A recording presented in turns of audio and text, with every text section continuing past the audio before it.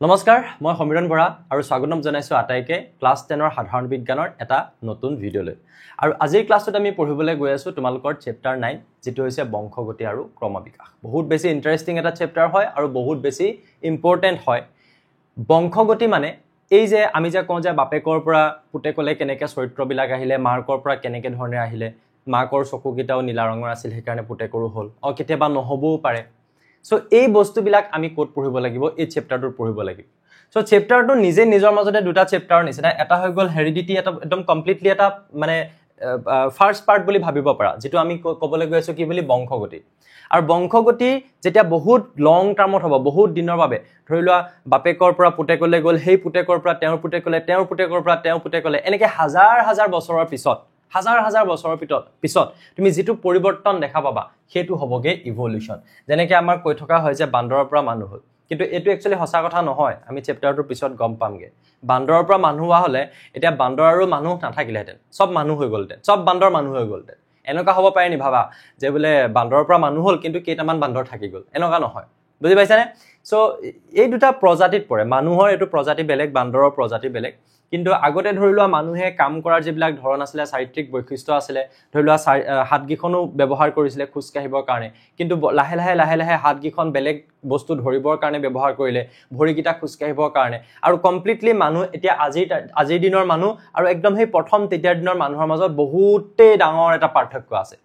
so হেতু বংশগতিৰ কাৰণে হৈছে কিন্তু বহুত বছৰ ধৰি হোৱা বংশগতিৰ কাৰণে হৈছে হেতু হ'ব কি ইভলিউশন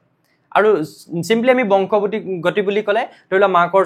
চুলিখিনি অলপ কাৰ্লি টাইপ আছিল হেকাৰণে জিয়ে কৰো কাৰ্লি টাইপ হৈ গল সো এই ধৰণৰ বস্তুবিলাক বংশগতি হয় ভয়েসটো কাৰবাৰ একে টাইপৰ হ'ব পাৰে দেউতাকৰ যেনেকুৱা ভয়েস তেনেকুৱাই সাপোজ পুতেকৰ বা জিয়েকৰ পুতেকৰ বয়স হল মাকৰ ভয়েসটোৰ নিচিনা জিয়েকৰ বয়স হল এনেকুৱা হ'ব পাৰে আৰু এনেকুৱা কিন্তু নহয় যে বাপেকৰ চৰিত্ৰহে অকল পুতেকলে আহে মাকৰ হলে জিয়েকলে যায় বাপেকৰো জিয়েকলে আহিব পাৰে মাকৰো পুতেকলে যাব পাৰে সো এইবিলাক কিহৰ বাবে হয় ডিএনএ কাৰণে হয় সো আমি চেপ্টাৰটো আৰম্ভ কৰিছোৱে একদম ডিএনএ চেনেট এতিয়াই সোমাই নাযাও আমি ভিতৰলে যেতিয়া পঢ়ি গৈ থাকিম গোটেই বস্তুবিলাক ধুনীয়াকৈ ক্লিয়াৰ হৈ যাব আমি যদি এনসিআৰটি টেক্সটবুকখন চাওঁ তেতিয়া হলে তোমালোকে প্ৰথমতে এটা কথা কোৱা হৈছে যে তোমালোকে যদি দুটা বস্তু চোৱা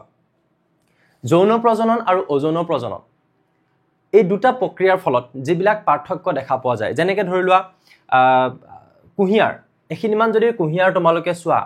তো কুহিয়াৰখিনিৰ মাজত কি হ'ব তুমি যিমান পাৰ্থক্য দেখি পাবা ইয়াত যদি এজাকমান কুকুৰ চোৱা সেই কুকুৰখিনিৰ মাজত কিন্তু পাৰ্থক্যটো তোমালোকে বেছি সহজে ধৰিব পাৰিবা বেছি পাৰ্থক্য আছে হয়নে সো এইবিলাক হৈছে অযৌন প্ৰজননৰ দ্বাৰা সৃষ্টি হোৱা মানে বংশগতি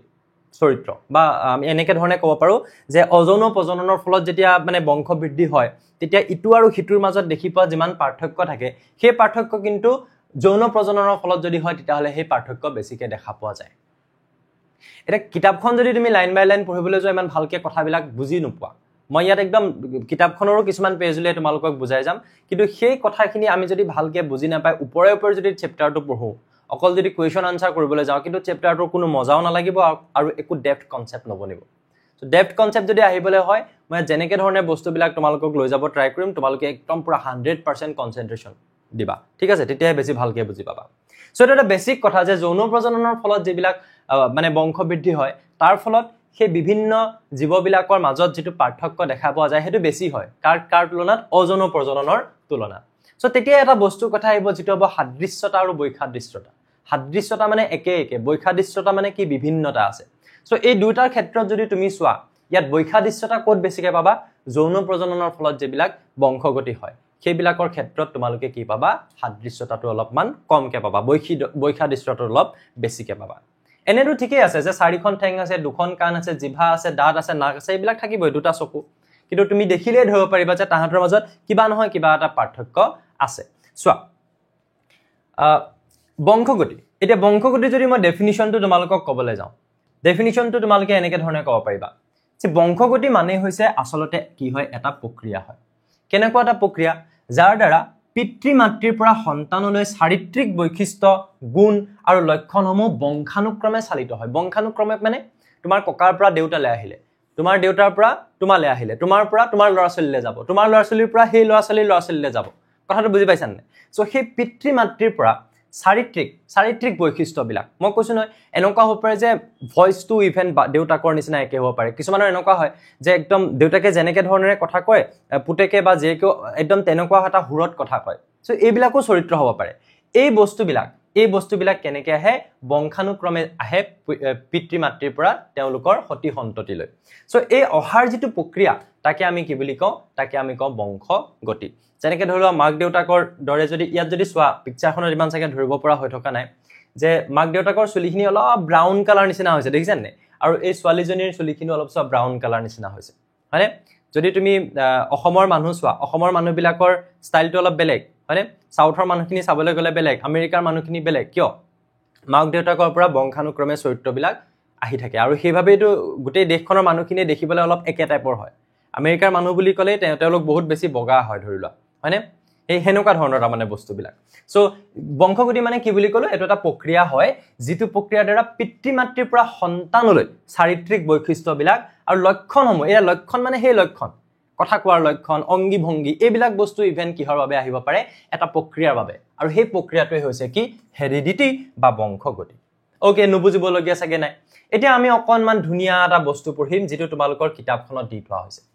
ইয়াত কোৱা হৈছে কি বুলি যে প্ৰজনন কালত একত্ৰীকৰণ হোৱা বৈশাদৃষ্টতা বা প্ৰকাৰণ মানে কি যে একুমুলেশন অফ ভেৰিয়েশন ডিউৰিং ৰিপ্ৰডাকশন কি ক'বলৈ বিচৰা হৈছে টপিকটোত ক'বলৈ হৈছে যে প্ৰজনন কালত মানে তুমি ধৰি লোৱা আমি ইয়াত কি দেখাব বিচাৰিছো এটা অযৌন প্ৰজনন দেখাব বিচাৰিছো যেনেকৈ ধৰি লোৱা তোমালোকে এমিবাৰ কথা যদি কোৱা এমিবা বুলি ক'লে তোমালোকে জানা যে এমিবাটোৱে কি কৰে লাহে লাহে তাৰ এই পেটটো সিয়া কৰি দিলে তাৰ পিছত হি দুটা এমিবা ফৰ্ম কৰিলে সো এটাৰ পৰাই দুটা হয় দুটা এমিবাৰ প্ৰয়োজন নহয় এটা নতুন এমিবা পাবৰ কাৰণে দুটা এমিবাৰ প্ৰয়োজন নহয় এটাৰ পৰাই এই মাজতে সিয়া হৈ সিগি গল তাৰ পিছত কেটা বনি গল দুটা বনি গল সো ইয়াত কি হৈ থাকে ইয়াত তোমালোকে ক'বলৈ গ'লে এটো এটা অযৌন প্ৰজনন যত দুটা জীৱৰ প্ৰয়োজন নাই মতা মাইকী বা পুৰুষ মহিলা যেনেকৈ লাগে তেনেকৈ ধৰণৰ তাত প্ৰয়োজন নাই সো ইয়াৰ ক্ষেত্ৰত তোমালোকে যদি চোৱা তেতিয়া হলে তুমি দেখিবা যে ধৰি লোৱা এটো এটা জীৱ এই জীৱটোৰ পৰা দুটা জীৱ হল এইটোৰ পৰা আকৌ দুটা হল এইটোৰ পৰা আকৌ দুটা হল সো এনেকৈ ধৰণে কি হৈছে তাহাঁতৰ বংশগতি হৈ গৈ আছে ভিডিওটো হৈ আছে না মই একবাৰ চাই লও দেই হা বংশগতি হৈ গৈ আছে সো যেতিয়া বংশগতি হৈ গৈ থাকিব তুমি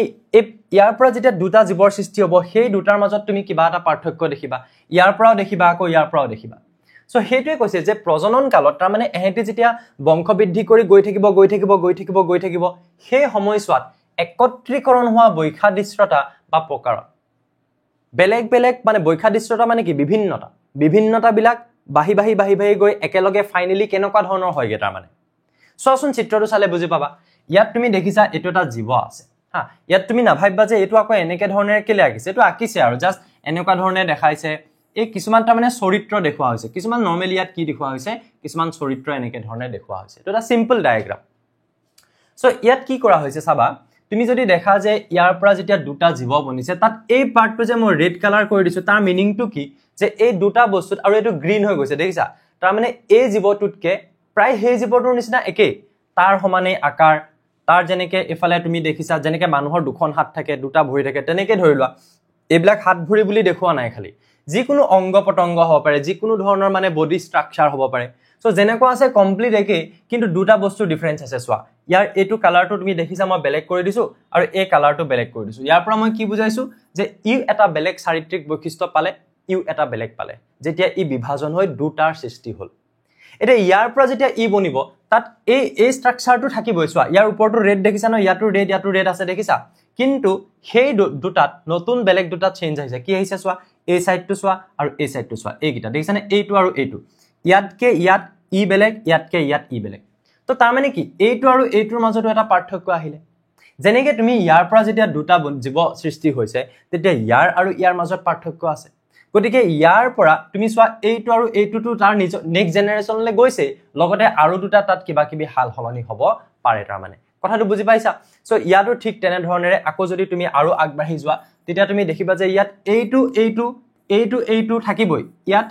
এই দুটা চৰিত্ৰ থাকিবই কিন্তু তাৰ লগতে আকৌ বেলেগ কিবা এটা চৰিত্ৰ ধৰি লোৱা এইটো বেলেগ হৈ গ'ল এনেকুৱা হ'ব পাৰে গতিকে তুমি যদি চোৱা এই জেনাৰেশনটোত তাৰ মানে জেনাৰেশন বুলি ক'লে বুজি পাইছা নহয় চাগে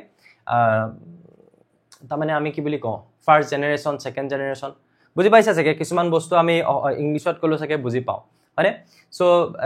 এই জেনাৰেশনটোৰ ক্ষেত্ৰত কি হৈ আছে এই জেনাৰেশনটোৰ ক্ষেত্ৰত যিমান তুমি পাৰ্থক্য দেখিছা ইয়াৰ পিছৰ জেনাৰেশনটোৰ ক্ষেত্ৰত পাৰ্থক্যবিলাক অলপ বেছি হৈ যাব তাৰ পিছৰ জেনাৰেশনত আৰু পাৰ্থক্যবিলাক বাঢ়ি বাঢ়ি গৈ থাকিব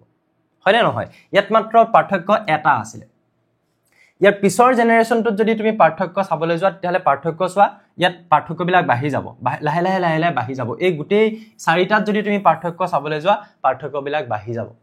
কিয়নো প্ৰতিটো ষ্টেপতে চেঞ্জ হৈ গৈ আছে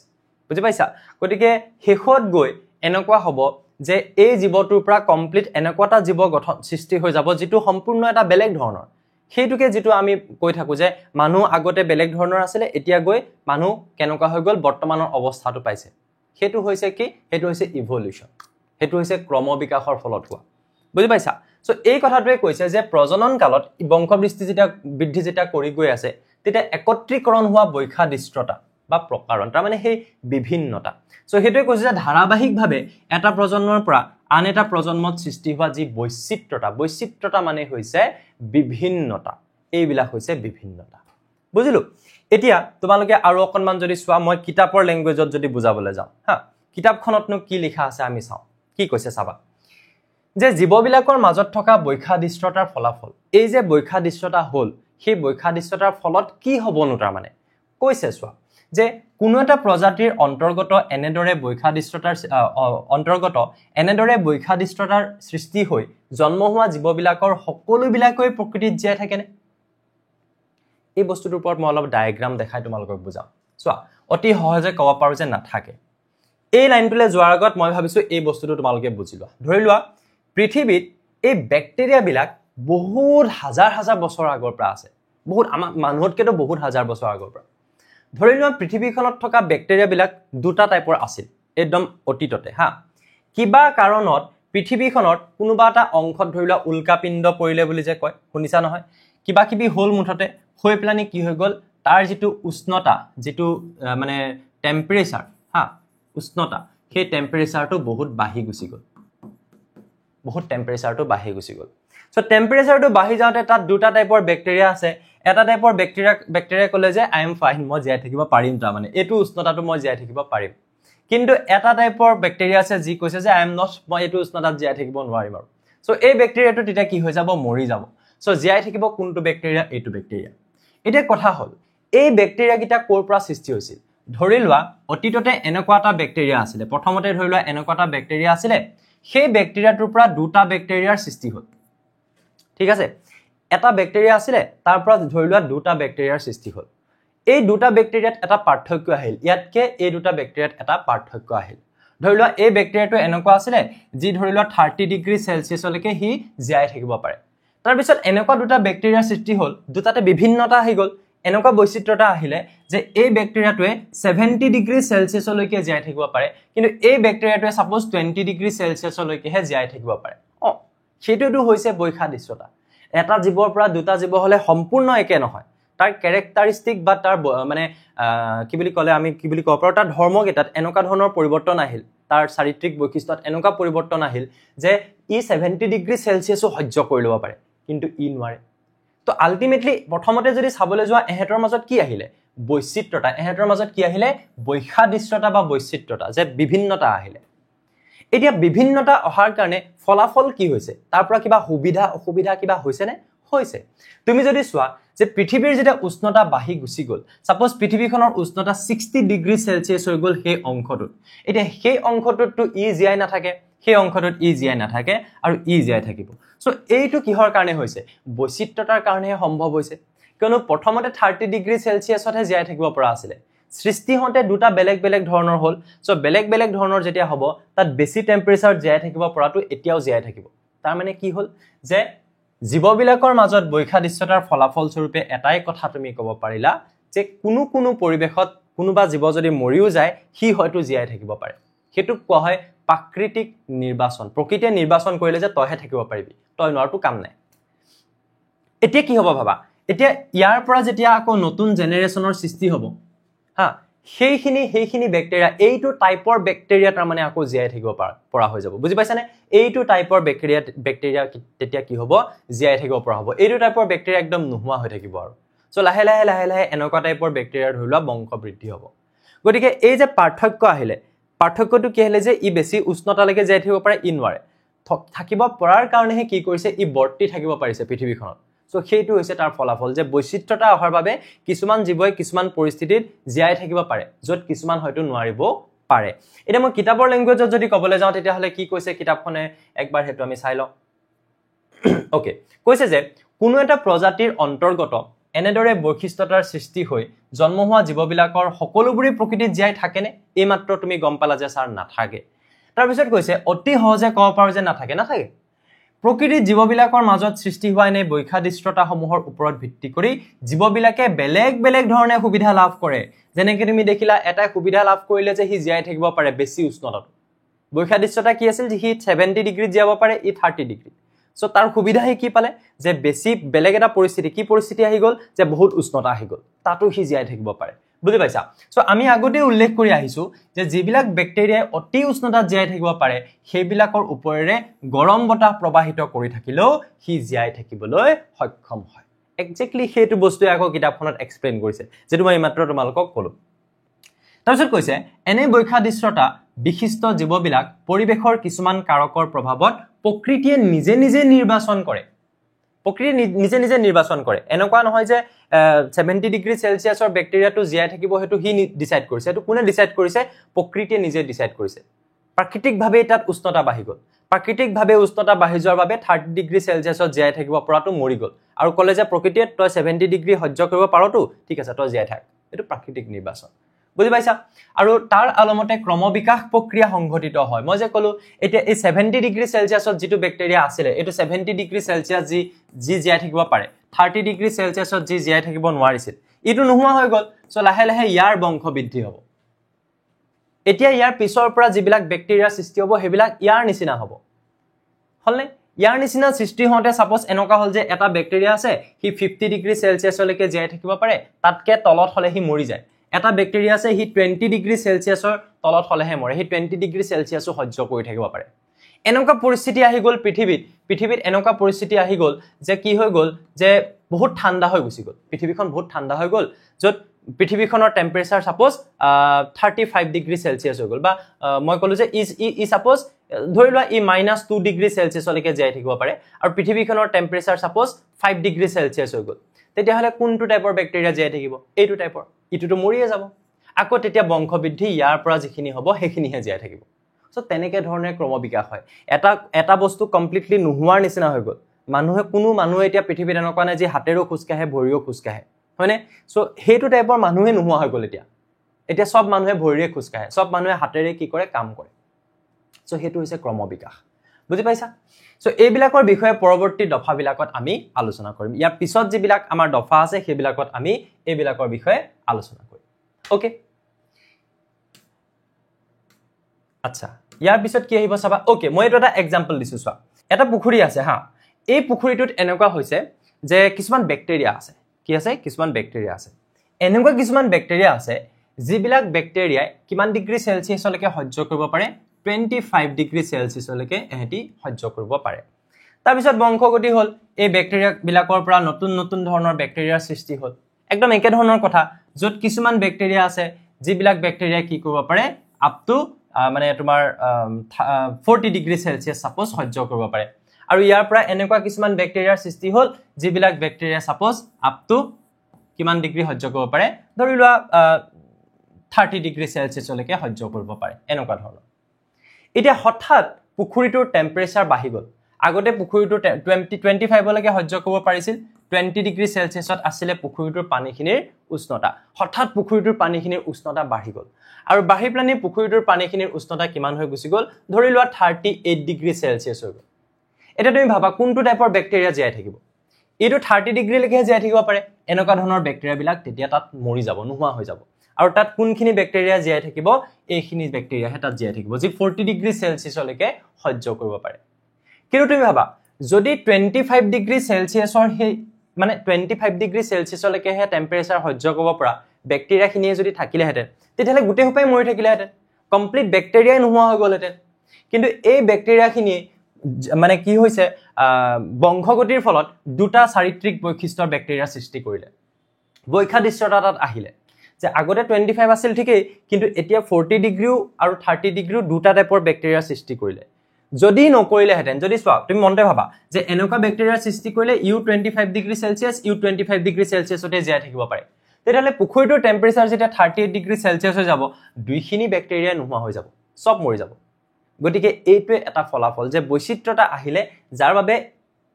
বিভিন্নতা আহিলে তাৰ মানে যাৰ বাবে এই বেক্টেৰিয়াখিনি জীয়াই থাকিব তাৰ পিছত বেক্টেৰিয়াখিনি এটলিষ্ট তাহাতৰ নিজৰ কি কৰিব পাৰিব বংশটো আগবঢ়াই লৈ যাব পাৰিব কথাটো বুজি পালা চাগে এতিয়া ন এইখিনি হৈছে ইয়াৰ কনসেপ্ট এতিয়া চোৱা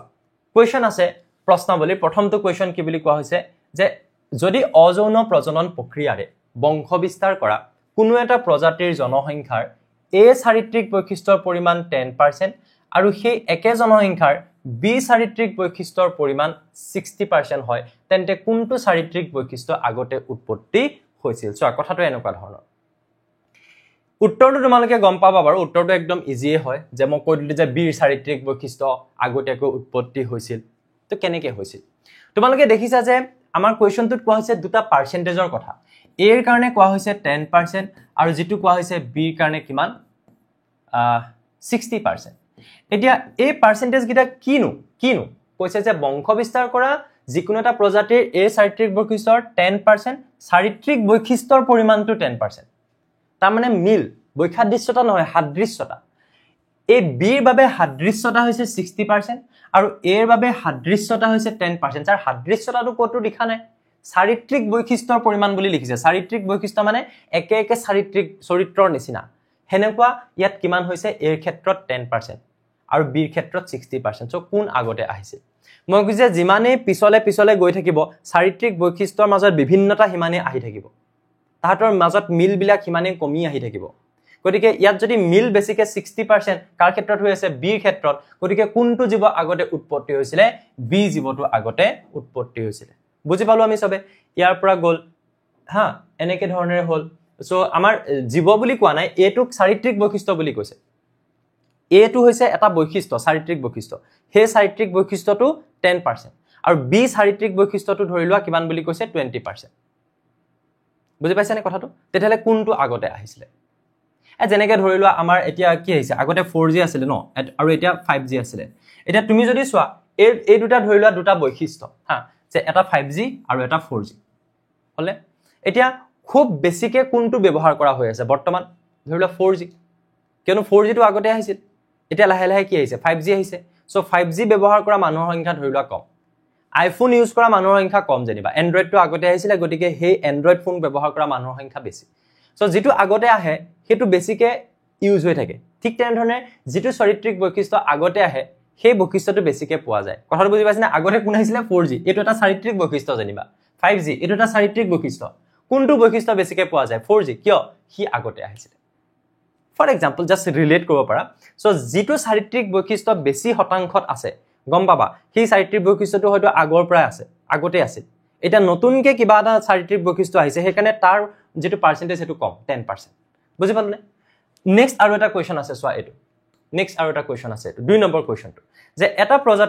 এটা প্ৰজাতিৰ সৃষ্টি হোৱা ভিন্নতাই জীৱক বৰ্তি থকাত কেনে ধৰণে সহায় কৰে অলৰেডি আমি যিখিনি কথা বুজিলো হেখিনি পুখুৰীটোৰ এক্সাম্পল ললো পৃথিৱীৰ উষ্ণতা বাঢ়ি যোৱাৰ এক্সাম্পল ললো হেখিনি এই যত মই এই এক্সাম্পলটো তোমালোকক দিছিলো যে দুটা বিভিন্ন ধৰণৰ বেক্টেৰিয়া আছিল হঠাৎ উষ্ণতা বাঢ়ি গল এটা জীয়াই থাকিব নোৱাৰিলে এটা জীয়াই থাকিব পাৰিলে আকৌ ই এতিয়া বংশগতি কৰিব গতিকে ইয়াৰ পিছৰ জেনাৰেশনটো অলপ ইয়াৰ নিচিনা হ'ব আৰু তাহাঁতৰ মাজতো কিছুমান কিন্তু বিভিন্নতা আহিব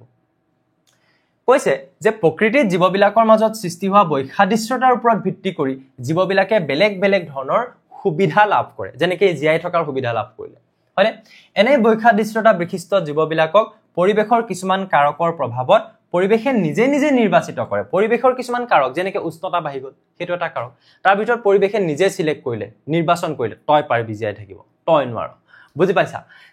আৰু কৈছে যে তাৰ আলমতে ক্ৰমবিকাশ প্ৰক্ৰিয়া সংঘটিত হয় আৰু তাৰ বাবে কিহৰ সৃষ্টি হয় বংশগতি পঢ়িছিলো এটা ক্ৰমবিকাশ তাৰ মানে ক্ৰমবিকাশ মানে কি এটা জীৱ আগবাঢ়ি গৈ থাকিব লাগিব আজিৰ তাৰিখত যে আছে আজিৰ পৰা হাজাৰ বছৰ পিছতো সেই জীৱটো তুমি পৃথিৱীত জীয়াই থকা পাইছা সো সেই ক্ৰমবিকাশ কিহৰ বাবে সম্ভৱ হৈছে দুইখিনি যদি মৰি থাকিলেহেঁতেন হলহেঁতেন নে নহলহেঁতেন স্যাৰ দুইখিনি জীয়াই আছে কিহৰ বাবে জীয়াই আছে বিভিন্নতাৰ বাবে কিহৰ বাবে বিভিন্নতাৰ বাবে কিয়নো ইয়াৰ আৰু ইয়াৰ এটা বিভিন্নতা আছে যে ই বেছিক উষ্ণতাত জীয়াই থাকিব পাৰে ই নোৱাৰে প্ৰকৃতিয়ে নিজে নিৰ্বাচন কৰে এটো কি বুলি কোৱা হয় প্ৰাকৃতিক নিৰ্বাচন এটা এইটো এটা বস্তু হয় যেটো কৈছো আমি কি ইনহেৰিটেড ট্ৰেটস বা আমি কওঁ কি বুলি আমি কওঁ চাৰিত্ৰিক বৈশিষ্ট্যৰ বংশানুক্ৰমিক প্ৰবাহ অকমান পিকচাৰ চালে বেছি ভাল লাগিব পঢ়ি প্ৰাণী চোৱা এতিয়া আমি যেতিয়া কওঁ যে একচুয়ালি বস্তুটো কি হয় লিখিছো আমি কি বুলি চাবা দে আমি এনেকে ধৰণে লিখিছো বা কিতাপত এনেকে ধৰণে দিয়া আছে যে সাদৃশ্যতা আৰু বৈসাদৃশ্যতা বুলিলে প্ৰকৃততে আমি কি বুজো কিনো সাদৃশ্যতা মিল থকা বৈসাদৃশ্যতা মিল নথকা কি হয়নো মানে আমি জানো যে কেঁচুৱা এটাই মানুহৰ সকলোবিলাক মৌলিক বৈশিষ্ট্য বহন কৰে যদি কেঁচুৱা এটা আজি জন্ম হৈছে মানুহৰ তেতিয়া হলে তাৰ হাত দুখনেই থাকিব তাৰ আঙুলি পাঁচটাই থাকিব কাণ দুখনেই থাকিব চকু দুটাই থাকিব নাক এটাই থাকিব হা স্যার দাঁত 32টা নাথাকে দাঁতটো লাহে লাহে গজিব বাৰু এটা কথা হল যে যিয়ে নহক কেঁচুৱাটো হাইলাখ মাক দেউতাকৰ দৰে একেও নহয় কৈছে যে প্ৰায়বিলাক মৌলিক বৈশিষ্ট্য বহন কৰে মৌলিক বৈশিষ্ট্য মানে মই এতিয়া যিবিলাক কলো হাত ভৰিৰ কথাবিলাক কিন্তু সেই বুলিটো এনেকুৱা নহয় যে কেঁচুৱাটো একদম মাক দেউতাকৰ নিচিনা হল হাইলাখ একে এনেকুৱা হয় জানো নহয় সো সেইদৰে মানুহৰ জনসংখ্যাৰ মাজতো বহুত বেছি বৈসাদৃশ্যতা দেখি পোৱা যায় মানুহৰ জনসংখ্যাৰ মাজত বৈসাদৃশ্যতা কিয় দেখি পোৱা যায় কিয়নো সবৰে জেনাৰেশন ওয়াইজ চেঞ্জ হৈ গৈ আছে সবৰে পিতৃ মাতৃ বেলেগ বেলেগ হয় কথাটো বুজি পাইছা আজি সাপোজ মোৰ আজু ককাৰ পৰা মোৰ ককা হতৰ মানে কি হৈছিলে জন্ম হৈছিলে সো সেই ককাহতৰ মাজত যেটো মিল আছিল এতিয়া আকৌ ককাহতৰ পৰা মোৰ দেউতা বৰ্তা খুৰাহতৰ মাজত যেটো বিভিন্নতা সেই বিভিন্নতাটো কেনেকুৱা ধৰণৰ হৈছে তুমি এনেকৈ ভাবা যে এয়া আছিল মোৰ ধৰিলোৱা আজু ককা ঠিক আছে পৃথিৱীতনো জনসংখ্যা কেনেকৈ বৃদ্ধি হৈছে মই ধৰি ললো এয়া হৈছে মোৰ আজু ককা ওকে আজু ককাৰ পৰা ধৰিলোৱা আমাৰ দেউতাহতৰ দেউতাখত সৃষ্টি হৈছিল চাৰিজন ধৰিলোৱা ঠিক আছে এইবিলাক হয় কোন এইবিলাক হয় সব এজন মোৰ বাবে ককা তাৰ পিছত প্ৰতিজন ককাৰ পৰা আকৌ ধৰিলোৱা কিছুমান পুতেকৰ যেতিয়া সৃষ্টি হল ধৰিলোৱা মোৰ দেউতা মোৰ বৰ্তা সো এইবিলাক হৈছে মোৰ দেউতাৰ মানে ককায়েক ভাইক বিলাক বাইক ভনিয়েক বিলাক এইবিলাক হা এইবিলাক এইজন ককাৰ পৰা এনেকুৱা হল এনেকুৱা ধৰণৰ হল মানে এইজন ককাৰ পৰা হল আৰু কোনোবা এজন ককাৰ সাপোজ অকল এজনেৰ পুতেক বা জীয়েক আছে এনেকুৱা হল সো এতিয়া কি হ'ব চোৱা এই গুটেই বিলাক যদি তুমি চাবলৈ যোৱা তেতিয়া হলে আমাৰ আলটিমেটলি কি হৈছে জনসংখ্যাৰ বৃদ্ধিটো এনেকৈ হৈ আছে ন আমি চাগে হয়তো আজু ককাক দেখিও পোৱা নাছিল আজু ককাৰোটো আজু ককা আছিল সো এনেকে ধৰণে কি হৈছে পৃথিৱীখনত জনসংখ্যা বাঢ়ি গৈছে আৰু যেতিয়া পৃথিৱীখনত জনসংখ্যা বাঢ়ি গৈছে তেতিয়া হলে এই দুজনৰ এই চাৰিজনৰ মাজত যি অকনমান মিল আছিল তাৰ পিছত এই কেজনৰ মাজত কিন্তু এই কেজনৰ মাজত মিলটো তাতকে কমি গৈছে কৈছে নে নাই এটো বিকজ তাতকো পিছৰ জেনাৰেশন হয় হয়নে নহয় সো এই এনেকে ধৰণৰ তাৰ মানে মানুহৰ যেতিয়া জনসংখ্যা বাঢ়ি গৈ আছে তাহাতৰ মাজত কি হৈছে বিভিন্নতা আহি গৈ আছে এতিয়া যদিও বিভিন্নতা আহিছে তাত কিন্তু কিছুমান চাৰিত্ৰিক বৈশিষ্ট্য কি হয় দেউতাক মাকৰ পৰা পুতেক যিসকলো আহে ইয়াত মই দুখন পিকচাৰ দেখাইছো যিখন পিকচাৰ তোমালোকে কিতাপত দেখি পাবা কিছুমান মানুহৰ মুভাগৰ কেনেকুৱা জানো তোমালোকে চোৱাচোন নিজৰ কাণখন চুই চাবা এই কাণৰ যেটো লটি আছে কাণৰ লটিটো এনেকে লাগি থাকে কিছুমানৰ আৰু কিছুমানৰ নাথাকে লাইক দিস এইটো চোৱা কাণৰ লটিটো আছে ইয়াত নাই সো এইবিলাক হৈছে কেনেকুৱা এইবিলাক হৈছে বংশানুক্ৰমিক প্ৰবাহ বংশগতভাৱে আহিছে জন্মতে যিবিলাক পাই আহে এই বস্তুটো আমি পিছত পামগে ষ্টিল অকনমান আগতেকে জানি গলে বেছি ভাল লাগিব মই যদি কওঁ যে মাকে 4-5 পাত মান ফুলি পিনিছিলে হেকাৰণে জীয়েকৰো জন্ম হতে তাত 4-5 পাত ফুলি আহিল মাকে এনেকুৱা এপাত এই ফুলি পিনিছিলে মুকুটাৰ গতিকে জীয়েকৰো তেনেকুৱা এপাত ফুলি পিনি প্লানি জন্ম হল এনেকুৱা হয় জানো নহয় সো এইবিলাক হৈছে মানে চাৰিত্ৰিক বৈশিষ্ট্য এইবিলাক নহয় মানে বংশানুক্ৰমিক চৰিত্ৰ এইবিলাক নহয় যাক আমি কি বুলি কৈছো ইনহেৰিটেড ট্ৰেটস এইবিলাক হৈছে আৰ্জিত চৰিত্ৰ জন্মতে যিবিলাক পাই নাহে জন্মতে ফুলি পিনি আহিছে নেকি নাই অহা হা বা মই আৰু তোমালোকক এক্সাম্পল দেখাও এই গিটা চোৱা কাৰোবাৰ চকু গিটা ব্ৰাউন কালাৰৰ হ'ব পাৰে কি জন্মতে ব্ৰাউন কালাৰ হৈছে হয়তো মাক দেউতাকৰ নহলে কাৰোবাৰ হলো আগতে আছিল হয়নে এটো হ'ব পাৰে এটা বংশানুক্ৰমিক চৰিত্ৰ এটো হ'ব পাৰে যে চকুৰ কালাৰ এনেকুৱা হৈছে মাকৰ চুলিখিনি এনেকুৱা আছিল কাৰণে জীয়েকৰ অলপ কাৰ্লি টাইপ হল জন্মতে হৈ আহিছে হেতু হ'ব পাৰে কিন্তু এনেকুৱা নহয় যে কোনোবা যদি মানে বডি বিল্ডাৰ হৈছে তেওঁৰ দেউতাকো এজন বডি বিল্ডাৰ আছিল তেওঁ কষ্ট কৰি হেখিনি অৰ্জন কৰিছে আৰ্জিত চৰিত্ৰ বা এখেতৰ পুতেকৰ আকৌ সেই বডি বিল্ডাৰ নিচিনাকে জন্ম হ'ব নেকি নহয় জন্মতে পাইহে নেকি এটো চৰিত্ৰ নাপায় কাৰোবাৰ হাতত যদি টেটু এটা আছে তেতিয়ালে সেই টেটুটো জন্মতে আহিছে নেকি নাই অহা মাক দেউতাকৰ পৰা আহিছে নেকি নাই অহা এইবিলাক হৈছে আৰ্জিত চৰিত্ৰ এইবিলাক বংশানুক্ৰমিক চৰিত্ৰ নহয় বা বংশগত নহয় সেইটোৱে আমি ইয়াত কৈছো যে ইনহেৰিটেড এণ্ড একুৱায়াৰ্ড ট্ৰেইটছ বা বংশানুক্ৰমিক আৰু আৰ্জিত চৰিত্ৰ এইখিনি বংশানুক্ৰমিক আৰু এইখিনি হৈছে আৰ্জিত চৰিত্ৰ এই বস্তুবিলাক ইগনোৰ নকৰিবা যেতিয়া তোমালোকে অসমীয়া মিডিয়ামৰে হয় বাট তুমি এই টাৰ্মছবিলাক যেতিয়া ইগনোৰ কৰি যাবা হাই সেকেন্ডাৰী পঢ়িবলৈ দিগদাৰ হ'ব আৰু হাই সেকেন্ডাৰীত মই এতিয়া প্ৰায় কৈ আছো যে সায়েন্স পঢ়িবা যদি ইংলিছতে পঢ়িবা আদাৰৱাইজ বহুত বেছি কামত নাহে আৰু হা এইবিলাক জানি যাবা নহলে পিছত প্ৰবলেম হ'ব এটা ইয়ালে আহা এটা ডিএনএৰ পিছত বাৰু আমি অলপমান পামগে পিছত গৈ আমি পামগে যে প্ৰতিটো কোষতে কি থাকে প্ৰতিটো কোষতে ডিএনএ থাকে আৰু এই ডিএনএ বিলাকে সেই বস্তু যিবিলাক বস্তুৰ বাবে কি হয় আমাৰ চাৰিত্ৰিক বৈশিষ্ট্যবিলাক মাক দেউতাকৰ পৰা পুতেক জীয়েক এইবিলাকলৈ আহে এই যে মই দেখালো চকুৰ কথা চুলিৰ কথা হয় সো এই চৰিত্ৰবিলাক কোনে বংশানুক্ৰমে এটাৰ পৰা আনটো বংশলৈ কোনে কঢ়িয়াই লৈ যায় ডিএনএ লৈ যায় ইয়াৰ পিছত মই পিছত পঢ়িম ইয়াৰ ওপৰত আমি পিছত পঢ়িম এই বস্তুটো মই কেলে গলো ডিএনএৰ কথা এতিয়া আগতীয়াকে যে ধৰি লোৱা এয়া হৈছে ডিএনএ ফৰ ব্ৰাউন আইজ ধৰি লোৱা এয়া ফাদাৰ দেউতাকৰ ডিএনএৰ পৰা হ'ব লাগে যে ব্ৰাউন কালাৰৰ আই হ'ব লাগে আৰু মাকৰ ডিএনএৰ মতে ধৰি লোৱা হা কি হ'ব লাগে ব্লু কালাৰ হ'ব লাগে এতিয়া তুমি ভাবাচোন এই দুটা টাইপৰ ডিএনএ যেতিয়া মিক্স হ'ব মিক্সৰ পিছত তেতিয়াহলে পুতেকৰ চকুৰ ৰংটো বা জীয়েকৰ চকুৰ ৰংটো কি হ'ব কোনটো ল'ব মাকৰ ল'ব নে বাপেকৰ ল'ব নে সো এই ডিসাইড কৰাটো ইমান এটা ইজি প্ৰসেস নহয় কেলে নহয় কিয়নো ইয়াত দুটা ডিএনএ ইনভলভ হৈ থাকে দুটা ডিএনএৰ চাৰিত্ৰিক বৈশিষ্ট্য ইনভলভ হৈ থাকে যেটো কি হয় যৌন প্ৰজনন প্ৰক্ৰিয়া তাত মেল ফিমেল যেটা দুটা থাকিব দুটাৰে ডিএনএৰ পৰা ফাইনালি কি হ'ব হেতু ইমান সহজে কৈ দিব পৰা এটা বস্তু নহয় তুমি যদি ইয়াত চোৱা যে এইটো আমাৰ যেটো আমাৰ এক্সাম্পল দিয়া আছিল কিতাপখনত তাত এটো অযৌন প্ৰজনন ইয়াত এটা ডিএনএ এটা ডিএনএৰ পৰাই দুটা মানে জীৱৰ সৃষ্টি হৈছে গতিকে অকল এই জীৱটোৰে তাত কি আছে ডিএনএৰ প্ৰভাৱ আছে এই দুটা জীৱৰ ক্ষেত্ৰত যেনেকে তুমি যদি অকলে এটা ডিসিশন লোৱা আৰু যদি দুজন মিলি এটা ডিসিশন লোৱা সেই ডিসিশনটোৰ মাজত বহুত কমপ্লিকেটেড কিছুমান কেছ আহি যাব পাৰে এজনৰ মনটোৰ কথা থাকিল হেজনৰ মনটোৰ কথা আহিল কিন্তু অকল এজনে যদি ডিসিশন লয় সেই ডিসিশনটোত বহুত বেছি বিভিন্নতা থাকিব জানো নাথাকিব তাৰ মানে বা কমপ্লিকেটেড হ'ব জানো সেই বস্তুটোত নহব কিন্তু ইয়াত অকল ইয়াৰে ডিএনএ নাই ইয়াত মাকৰো থাকিব দেউতাকৰো থাকিব দুইটাৰে মিক্স হৈ তাত আলটিমেটলি কেনেকুৱা ধৰণৰ প্ৰডাক্টত আহিব সেই বস্তুটো অকনমান কমপ্লিকেটেড হয় স্যাৰ কমপ্লিকেটেড হয় যদি কি কৰিম এটা নপঢ়িম নেকি তেতিয়াহলে আমি পঢ়িব লাগিব জেনেটিক্স বুলি এই ব্ৰাঞ্চটোৰ কথা জেনেটিক্সে এই ব্ৰাঞ্চটো এটা ব্ৰাঞ্চে ৰাখি দিছে বায়োলজিত যে পিতৃ মাতৃৰ চৰিত্ৰবিলাক কেনেকেনো বংশানুক্ৰমে তেওঁলোকৰ পিছৰ জেনেৰেশ্যন বিলাকলৈ যায় সেইটো পঢ়িবৰ বাবে আমাৰ এটা ব্ৰাঞ্চ আছে জেনেটিক আৰু যিটোৰ ওপৰত প্ৰথমতে আমাৰ আইডিয়া দিছিলে কোনে গ্ৰেগৰ জোহান মেণ্ডেল সেইকাৰণে তেওঁক কোৱা হয় জেনেটিক্সৰ পিতৃ বুলি গ্ৰেগৰ জোহান মেণ্ডেল তেখেতৰ ওপৰত তোমালোকে যদি পঢ়িব বিচাৰা তোমালোকৰ টেক্সটবুকখনতো অকনমান আছে পঢ়ি চাবাচোন ভাল লাগিব সো গ্ৰেগৰ জোহান মেণ্ডেলে কি কৰিছিলে তেখেতে মটৰ মাহৰ ওপৰত এলানি পৰীক্ষা চলাইছিলে এটা কথা হল তেওঁলোনো ইমান বস্তুৰ ভিতৰত গৈ থৈ হে মটৰ মাহটোহে চাবলৈ পালেনে আৰু এটা বস্তু জানি লোৱা এই যেটো মই কথা কৈছো জেনেটিক্স বুলি যেটো মই তোমালোকক ব্ৰাঞ্চৰ কথা কৈছো জেনেটিক্সটোৰ প্ৰয়োজন কিহৰ বাবে হৈছে যে যৌন প্ৰজনন প্ৰক্ৰিয়াৰে যেতিয়া কি হয় মানে বংশ বৃদ্ধি হয় তেতিয়া যে মই কৈছো যে কমপ্লিকেটেড হয় বুলি দুটা ডিএনএৰ কথা থাকে সেই বস্তুখিনি ষ্টাডি কৰিবৰ কাৰণে সো ইয়াত মটৰ মাহৰ ক্ষেত্ৰত কি হ'ব যৌন প্ৰজননে হ'ব দুজোপা মটৰ মাহৰ পৰা এজোপা বা ইয়াত দুটা ডিএনএৰ কথা ইয়াত থাকিব দুটা চাৰিত্ৰিক বৈশিষ্ট্যৰ পৰা তেওঁলোকৰ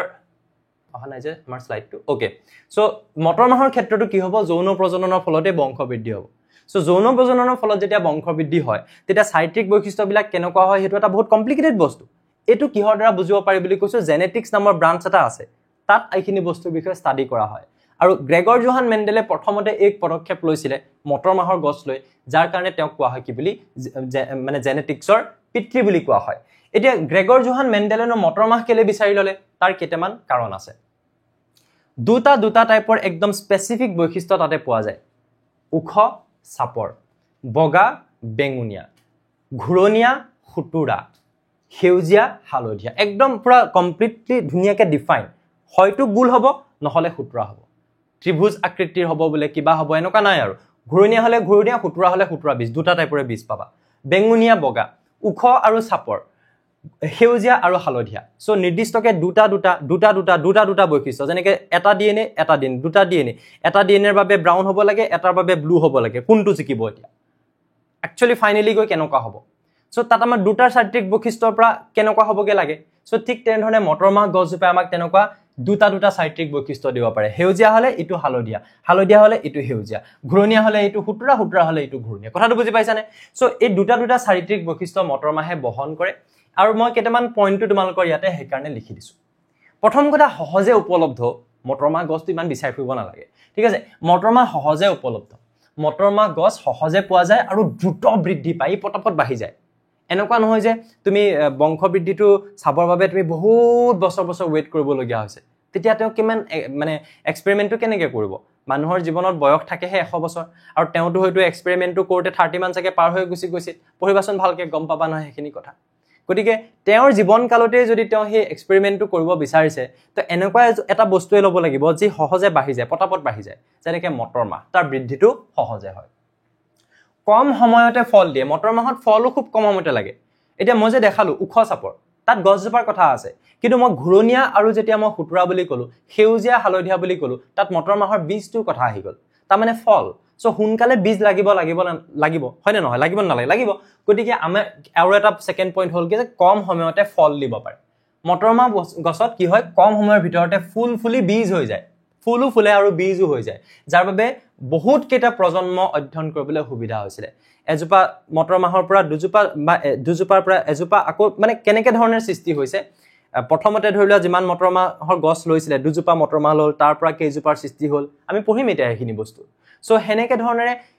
এটাৰ পিছত আনটো বহুত কেইটা জেনেৰেশ্যন কম টাইমৰ ভিতৰতে তেওঁ ষ্টাডি কৰিব পাৰিছিলে ৰিজন খুব সোনকালে বংশবৃদ্ধি হয় খুব সোনকালে ফুলৰ পৰা ফল হৈ যায়গে কথাটো বুজি পালা তাৰ পিছত কৈছে বিপৰীত বৈশিষ্ট্য থকা মটৰ মাহৰ গছত বিপৰীত বৈশিষ্ট্য থাকে উখ হলে চাপৰ হেউজিয়া হলে হালধীয়া এনেকুৱা কি বুলি কোৱা হৈছে যে মটৰ গছত বীজৰ আকাৰ ঘূৰণীয়া বা হুটৰা হ'ব পাৰে বীজৰ ৰং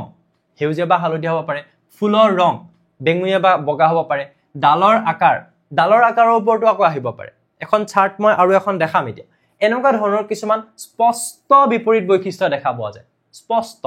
স্পষ্টভাৱে হেউজিয়া হালধীয়া স্পষ্ট স্বপৰাগযোগ আৰু ইতৰ পৰাগযোগ দুয়োটাই সম্ভৱ স্বপৰাগযোগ মানে আছিল কি সেলফ পলিনেশন আৰু ইতৰ পৰাগযোগ মানে কি আছিল ক্ৰছ পলিনেশন এটা স্বপৰাগযোগ আৰু ইতৰ পৰাগযোগ মানে কি হয় তোমালোকে শুনিছা পৰাগৰেণুৰ কথা মই পৰাগযোগৰ কথা চাগে অলপমান পিছত গৈ চাগে মই এক্সপ্লেইন কৰিম তেতিয়া মই এক্সপ্লেইন কৰি দিম হা এই পইণ্টটো মই অলপমান পিছলৈ থৈ দিছো যে পৰাগযোগ তাৰ মানে তুমি এনেকৈ হ'ব যে উদ্ভিদৰ ক্ষেত্ৰত যেটো বংশবৃদ্ধি হ'ব পাৰে এটো দুটা প্ৰক্ৰিয়াৰ দ্বাৰা হ'ব পাৰে এটা হৈছে স্বপৰাগযোগ এটা হৈছে বা সেলফ পলিনেশন এটা হৈছে ইতৰ পৰাগযোগ বা হেতু কোৱা হয় ক্ৰছ পলিনেশন একেজোপা গছতে যদি হয় সেলফ পলিনেশন বা স্বপৰাগযোগ নিজৰ মাজতে আৰু ইতৰ মানে দুজোপা বেলেগ বা ক্ৰছ পলিনেশন বেলেগ গছৰ মাজত যদি হয় তাৰ পিছত বৃহৎ বীজ সংখ্যা আৰু ইয়াৰ ওপৰত মই ডিটেইলত আকৌ বুজাম আজিৰ ক্লাছটোতে বুজাম বৃহৎ বীজ সংখ্যা প্ৰতিজোপা গছত বহুত বীজৰ সৃষ্টি হয় যাৰ ফলত পৰিসংখ্যা ভিত্তিক অধ্যয়ন কৰিবলৈ সুবিধা পৰিসংখ্যা ভিত্তিক মানে তোমালোকে ক্লাছ 10ত ম্যাথমেটিক্সত তোমালোকে পৰিসংখ্যা পঢ়িছা তো ডাটা এনালাইসিস বুলি আমি কওঁ যে ধৰি লোৱা পৰিসংখ্যা ভিত্তিক মানে এনেকৈ ক'ব পাৰা যে তুমি এসোপামান ডাটা কালেক্ট কৰিব পাৰিছা ডাটা হোপা তুমি যিমানে বেছিকৈ কালেক্ট কৰিব পাৰিবা তুমি সেই কথাটোৰ ওপৰত হিমানে বেছি ভাল এটা মন্তব্য দিব পাৰিবা মটৰ মাহৰ অকল দুটা বীজ লৈ তুমি যদি ষ্টাডি কৰা তাতকে যদি 100টা বীজ লৈ ষ্টাডি কৰা তুমি বেছি এটা কি কৰিব পাৰিবা ধুনিয়া এটা মানে ৰিজাল্ট দিব পাৰিবা হেতু কৈছে যে পৰিসংখ্যা ভিত্তিক অধ্যয়ন কৰিবলৈ যে ইমান পাৰ্চেন্টেজ এনেকুৱা ধৰণৰ দেখালে সেই বস্তুটো কোৱা হয় পৰিসংখ্যা ভিত্তিক আৰু তাৰ কাৰণে কি হ'ব লাগিব এসোপামান হ'ব লাগিব কথাটো বুজি পাইছানে ধৰি লোৱা তুমি এটা নজনা তুমি নাম নজনা কিবা এটা জীৱৰ ওপৰত তুমি ষ্টাডি কৰিছা অকল এটা জীৱলৈ যদি ষ্টাডি কৰা তাৰ ওপৰত যিমানখিনি তুমি আন্ডাৰষ্টেণ্ডিং হ'ব তেনেকুৱা 100টা যদি জীৱ লৈ লোৱা তাহাতৰ মাজত থকা সাদৃশ্যতা বৈসাদৃশ্যতা চাই মেলি তুমি এটা কি কৰিবলৈ ৰিজাল্টটো দিবলৈ তোমাৰ বেছি ভাল হ'ব কনক্লুজনটো দিবলৈ কথাটো বুজি পাইছানে হেতু কথা ইয়াত কোৱা হৈছে এতিয়া মই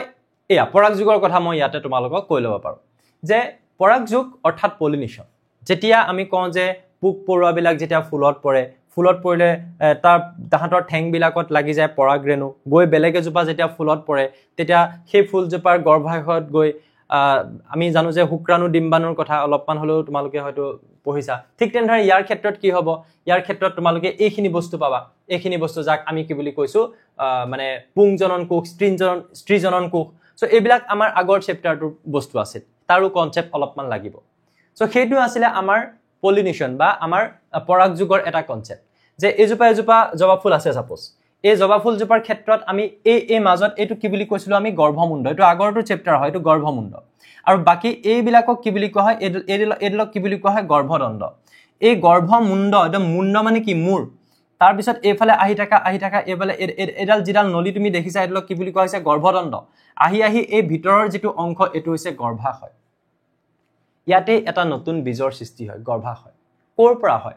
এইটো হৈছে পৰাগধানী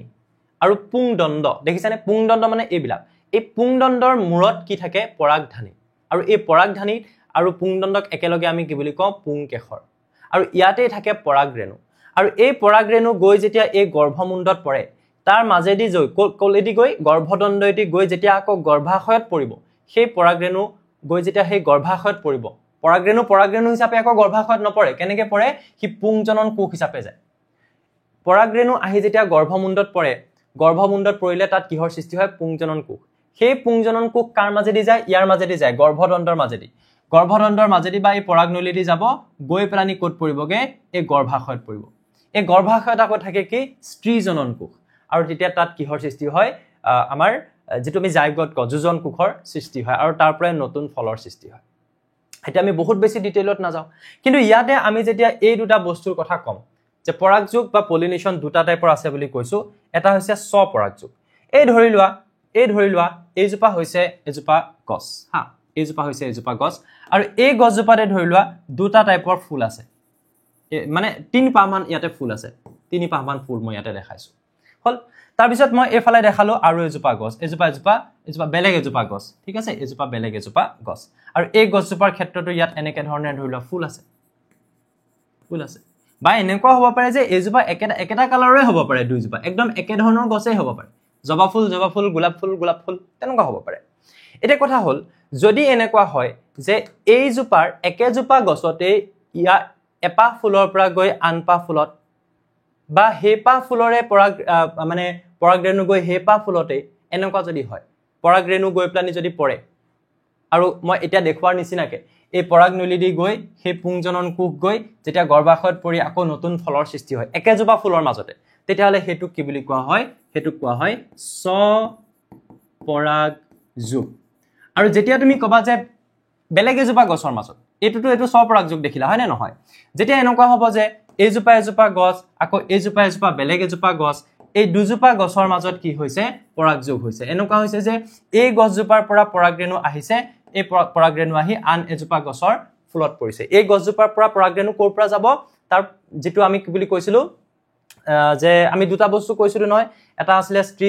স্ত্ৰীজনন কোষ আৰু মানে আমি পুংজনন কোষ আৰু স্ত্ৰীজনন কোষ আমি পাইছো সো এই পৰাগৰেণু পুংদণ্ডত যে থাকে পৰাগৰেণু আহি ইয়াত পৰিলে ক'ত পৰিলে গৰ্ভমুণ্ডত এইটো গৰ্ভমুণ্ডত পৰাৰ পিছত পুংজনন কোষৰ সৃষ্টি হয় পুংজনন কোষ পৰাগনলী দি আহিলে বা পৰাগনলী দি আহি প্লানি ইয়াত ক'ত পৰিলে গৰ্ভাশয়ত পৰিলে গৰ্ভাশয়ত কি আছে স্ত্ৰীজনন কোষ সো সেই পুংজনন কোষ আৰু স্ত্ৰীজনন কোষৰ যেতিয়া তাত মানে একেলগ হ'ব হোৱাৰ ফলত তাত কিহৰ সৃষ্টি হয় জাইগোট বা যোজন কোষৰ সৃষ্টি হয় সো এইটো যদি দুজোপা ফুলৰ ক্ষেত্ৰত হয় বেলেগ দুজোপা তেতিয়াহলে আমি তাক কি বুলি কম আমি তাক কম ইতৰ পৰাগযোগ হেতু কি বুলি কম ইতৰ পৰাগযোগ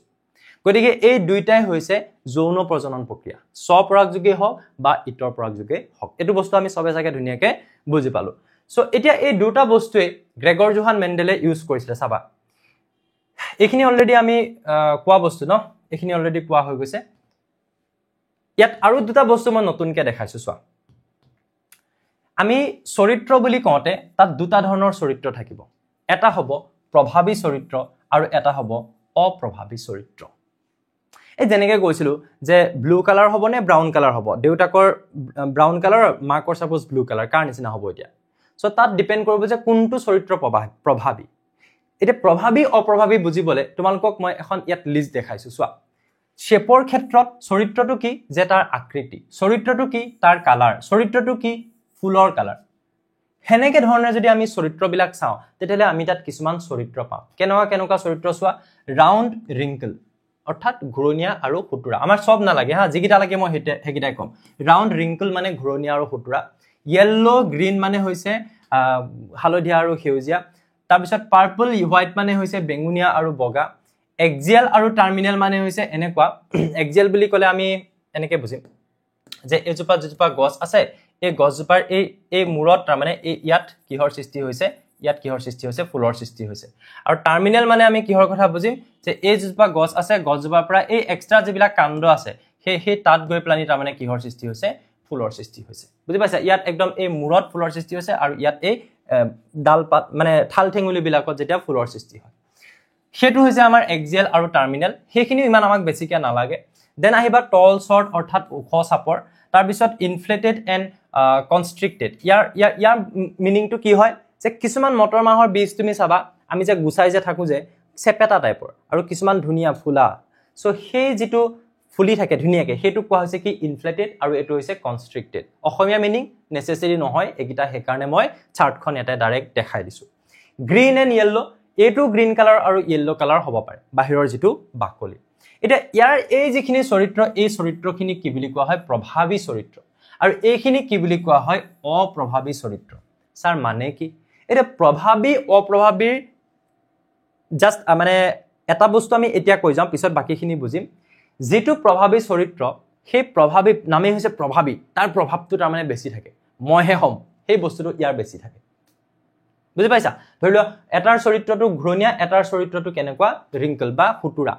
সেই দুটা চৰিত্ৰ মটৰমাহৰ বীজৰ পৰা কোনটো চৰিত্ৰৰ সৃষ্টি হ'ব ঘূৰণীয়াহে সৃষ্টি হ'ব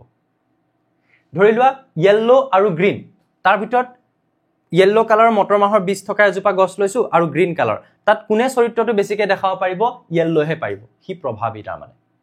সেই হেনকা ধৰণৰ এটা স্যাৰ কোনটো প্ৰভাৱী কোনটো অপ্ৰভাৱী কেনেকে মনত ৰাখিম তাৰ কাৰণে মই তোমালোকক সবে জনা এটা ওয়াৰ্ড দি দিও যেটো হৈছে গ্ৰেভিটি গ্ৰেভিটি শুনিছা না সো গ্ৰেভিটি বুলি কলে তুমি মনত ৰাখিবা G for green R for round A for axial V for violet I for inflated T for tall Y for yellow মনত ৰৈ যাব তোমালোকৰ গ্ৰেভিটি বুলি কলে গ্ৰীন কালাৰটো প্ৰভাৱী গ্ৰীন আৰু ইয়েলো যদি থাকে কোনে কব যে মোৰ নিচিনাই হ'ব লাগিব বুলি গ্ৰীনে কব গ্ৰীন আৰু ইয়েলো তাৰ পৰা কেনকা সৃষ্টি হ'ব গ্ৰীনৰহে সৃষ্টি হ'ব ইয়েলো নহয় ৰাউন্ড ৰিংকল আচ্ছা ইয়েলো হ'ব হেতু আমি পঢ়িম কিন্তু প্ৰথম জেনাৰেশনৰ কথা কৈ আছো এতিয়া হেখিনিও আকৌ আমি অলপ পিছতে পাম জাস্ট এটো জানি থোৱা যে গ্ৰীন আৰু ইয়েলো তাৰ ভিতৰত দমটো কাৰ বেছি তাৰ দমটোত গ্ৰীনৰ বেছি কথাটো বুজি পালা ৰাউন্ড ৰিংকল অৰ্থাৎ ঘূৰণীয়া আৰু ফুটুৰা এক্সিয়েল টাৰ্মিনেল এটো ইমান বেছি ইউজ নহয় ভায়োলেট হোৱাইট যদি বেঙুনিয়া আৰু বগা কোনটো চৰিত্ৰ প্ৰভাৱী হ'ব বেঙুনিয়া ইনফ্লেটেড আৰু কনষ্ট্ৰিক্টেড মানে বুজি পাইছা না ফুলি ফুলি থকাটো আৰু চেপেটাটো সাত ফুলি থকা চৰিত্ৰটো বেছি টল শৰ্ট উখটো বেছি ইয়েলো গ্ৰীন ইয়েলোটো প্ৰভাৱী এটা স্যাৰ কোনবিলাক প্ৰভাৱী হয় যিবিলাক বেছিকে দেখা পোৱা যায় ধৰি লোৱা আমাৰ অসমত মানুহবিলাকৰ কি হয় কোলা ৰঙৰ চকুৱে বেছি সো এটো হৈছে প্ৰভাৱী চৰিত্ৰ যেটো চৰিত্ৰ বেছিকে দেখা পোৱা যায় কাৰ্লি হেয়াৰ আৰু ষ্ট্ৰেইট হেয়াৰ সো কাৰ্লি হেয়াৰটো খুব কম হয় ষ্ট্ৰেইট হেয়াৰটো বেছি হয় সো তুমি এনেকে ভাবি লব পাৰা যে ষ্ট্ৰেইট হেয়াৰটো যেহেতু বেছিকে আছে হেতু প্ৰভাৱী চৰিত্ৰ প্ৰভাৱী চৰিত্ৰ মানে যিবিলাক চৰিত্ৰ তুমি বেছিকে দেখি পোৱা সেইবিলাক হৈছে প্ৰভাৱী চৰিত্ৰ বেছিকে তাৰ মানে গ্ৰীন কালাৰ বেছিকে ৰাউন্ড শেপৰ বেছিকে এক্সিয়েল বেছিকে ভায়োলেট বেছিকে ইনফ্লেটেড বেছিকে টল বেছিকে ইয়েলো কালাৰ তুমি মটৰমাহ পাবা হেকাৰণে হেখিনি হৈছে প্ৰভাৱী চৰিত্ৰ কথাটো বুজি পালা এতিয়া চোৱা নেক্সট পেজটোত মই কি কৈছো আহি গল এইটোলে মেইন পইণ্টত এতিয়া আমি আহিছো সো তুমি যদি কিতাপখনত চোৱা এইখিনি লৈকে খুব বেছি দুটামান সাগে পেজ আছে দুটামানহে পেজ আছে নেকি তাৰ পিছতে এটো পাবা কিন্তু আমি এতিয়ালৈকে কিমানটা স্লাইড গলো আমি কিমানখিনি কথা কলো অলমোস্ট সাগে আমাৰ 50 মিনিট মান হৈ যাব হৈছে সো হেনেকে ধৰণে আমি চ্যাপ্টাৰটো বুজাব ট্ৰাই কৰি আছো তাৰমানে বা তোমালোকে বুজিব লাগিব নহলে তোমালোকে ইয়াৰ ডেফটত যাব নোৱাৰিবা কথাটো বুজি পালনে জাস্ট কিতাপত লিখি থোৱাখিনি গুটেখিনি পঢ়িলা দুটা পেজ পঢ়িলা বলে হৈ গল আৰু মোৰ বংশগতি ক্ৰমবিকাশ এনেকে নহব সো মনোহাইব্ৰিড ক্ৰস আমি মনোহাইব্ৰিড সংকৰণ বুলি কৈছো ক্ৰস মানে সংকৰণ সো এটো কি হয় মনোহাইব্ৰিড ক্ৰস বুলি কোৱা হয় যেতিয়া এটা মাত্ৰ বৈশিষ্ট্য বা ট্ৰেট বা ক্যাৰেক্টাৰ লৈ দুটা পিতৃগত বা পেৰেন্টছৰ মাজত সংকৰণ কৰা হয় উখ আৰু চাপৰ বলে উখ আৰু তাত বীজটো আছে ঘূৰণীয়া চাপৰ আৰু তাত বীজটো আছে হালধীয়া দুটা চৰিত্ৰ হৈ গল ইয়াত তোমাৰ প্ৰতিটোকে তুমি এটা চৰিত্ৰ বুলি ধৰি ললে হ'ল যে তুমি অকল শেপটো লৈ প্লানিয়ে তুমি চাব বিচাৰিছা এটা চৰিত্ৰ তুমি শেপটো লৈছা তাৰ হাইটটো লৈছা দুটা চৰিত্ৰ তুমি শেপটো লৈছা কালাৰটো ধৰি লৈছা তেতিয়াহলে দুটা চৰিত্ৰ কথাটো বুজি পাইছা নে নাই পোৱা সো আমি অকল এটা মাত্ৰ চৰিত্ৰ লৈ যেতিয়া বংশগতিটো কেনেকুৱাকে হৈছে আমি চাব বিচাৰিম ধৰি লোৱা দেউতাকৰ আৰু মাকৰ পৰা তাৰ চকুৰ ৰংটো কেনেকুৱা হৈছে মই হেতুৱে চাব বিচাৰিছো দেউতাকৰ আৰু মাকৰ পৰা চকুৰ লগতে কাণৰ লতিটোও মই চাব বিচাৰিছোঁ সাপোজ মই যে দেখাইছিলোঁ এতিয়া দুটা চৰিত্ৰ হৈ গ'ল সো সেইটো এটা বেলেগ হ'ব যদি এটা চৰিত্ৰ লৈ আমি ষ্টাডি কৰোঁ তাক কি বুলি কোৱা হ'ব মনোহাইব্ৰিড ক্ৰছ সো মেণ্ডেলে তেওঁৰ প্ৰথম পৰীক্ষাত বিশুদ্ধ ওখ আৰু বিশুদ্ধ চাপৰ গছৰ মাজত সংকৰণ ঘটাইছিল বিশুদ্ধ ওখ আৰু বিশুদ্ধ চাপৰ মানে এতিয়া কি হয় আমি ধৰিলোৱা তল ওখটো প্ৰভাৱী চৰিত্ৰ যেতিয়া স্মল টি লিখিম এইটোৰ পৰা আমি বুজিম চাপৰ স্যাৰ শৰ্ট স্মল এস লিখিব লাগিছিল তেনেকৈ লিখা নহয় এটা কেপিটেল আৰু এটা স্মল হিচাপে লিখা হয় প্ৰভাৱীটোৱে লিখিম তল নহয় টিয়ে লিখিম স্মল টি লিখিম খালি সো টি মানে হ'ল ইয়াত ওখ চাৰিত্ৰিক বৈশিষ্ট্যও আছে চাপৰো আছে সো এইটো বিশুদ্ধ নহয় গাখীৰত যদি পানী মিহলাই দিয়া হয়তো বিশুদ্ধ নহয় অকল গাখীৰ তেতিয়াহ'লে বিশুদ্ধ ঠিক তেনেধৰণে ওখ চাপৰ মিক্স যেতিয়া হৈ থাকিব চৰিত্ৰটোত জিনটো এটা জিন কি হয় হেও আমি জানিব লাগিব বহুত বস্তু জানিব লগা আছে চেপ্টাৰটোত যদি আগৰ চেপ্টাৰ পুৰা ক্লিয়াৰ হৈ আছে জিন বুলি কোৱাৰ লগে লগে সবে বুজি পাই যাব যদি ভালকে পঢ়ি থোৱা নাই হি কিন্তু এটা ভাবিব জিন মানে কি বস্তু আৰু চেপ্টাৰটো পঢ়িবলৈ আহিলে এনেকুৱা কিছুমান শব্দ আছে মই এটা নকলেও নহয় জিন বুলি মই কৈ দিলো এটা কিছুমানে জিনটোতে লাগি নাথাকিবা স্যাৰ জিন আকৌ কি বস্তু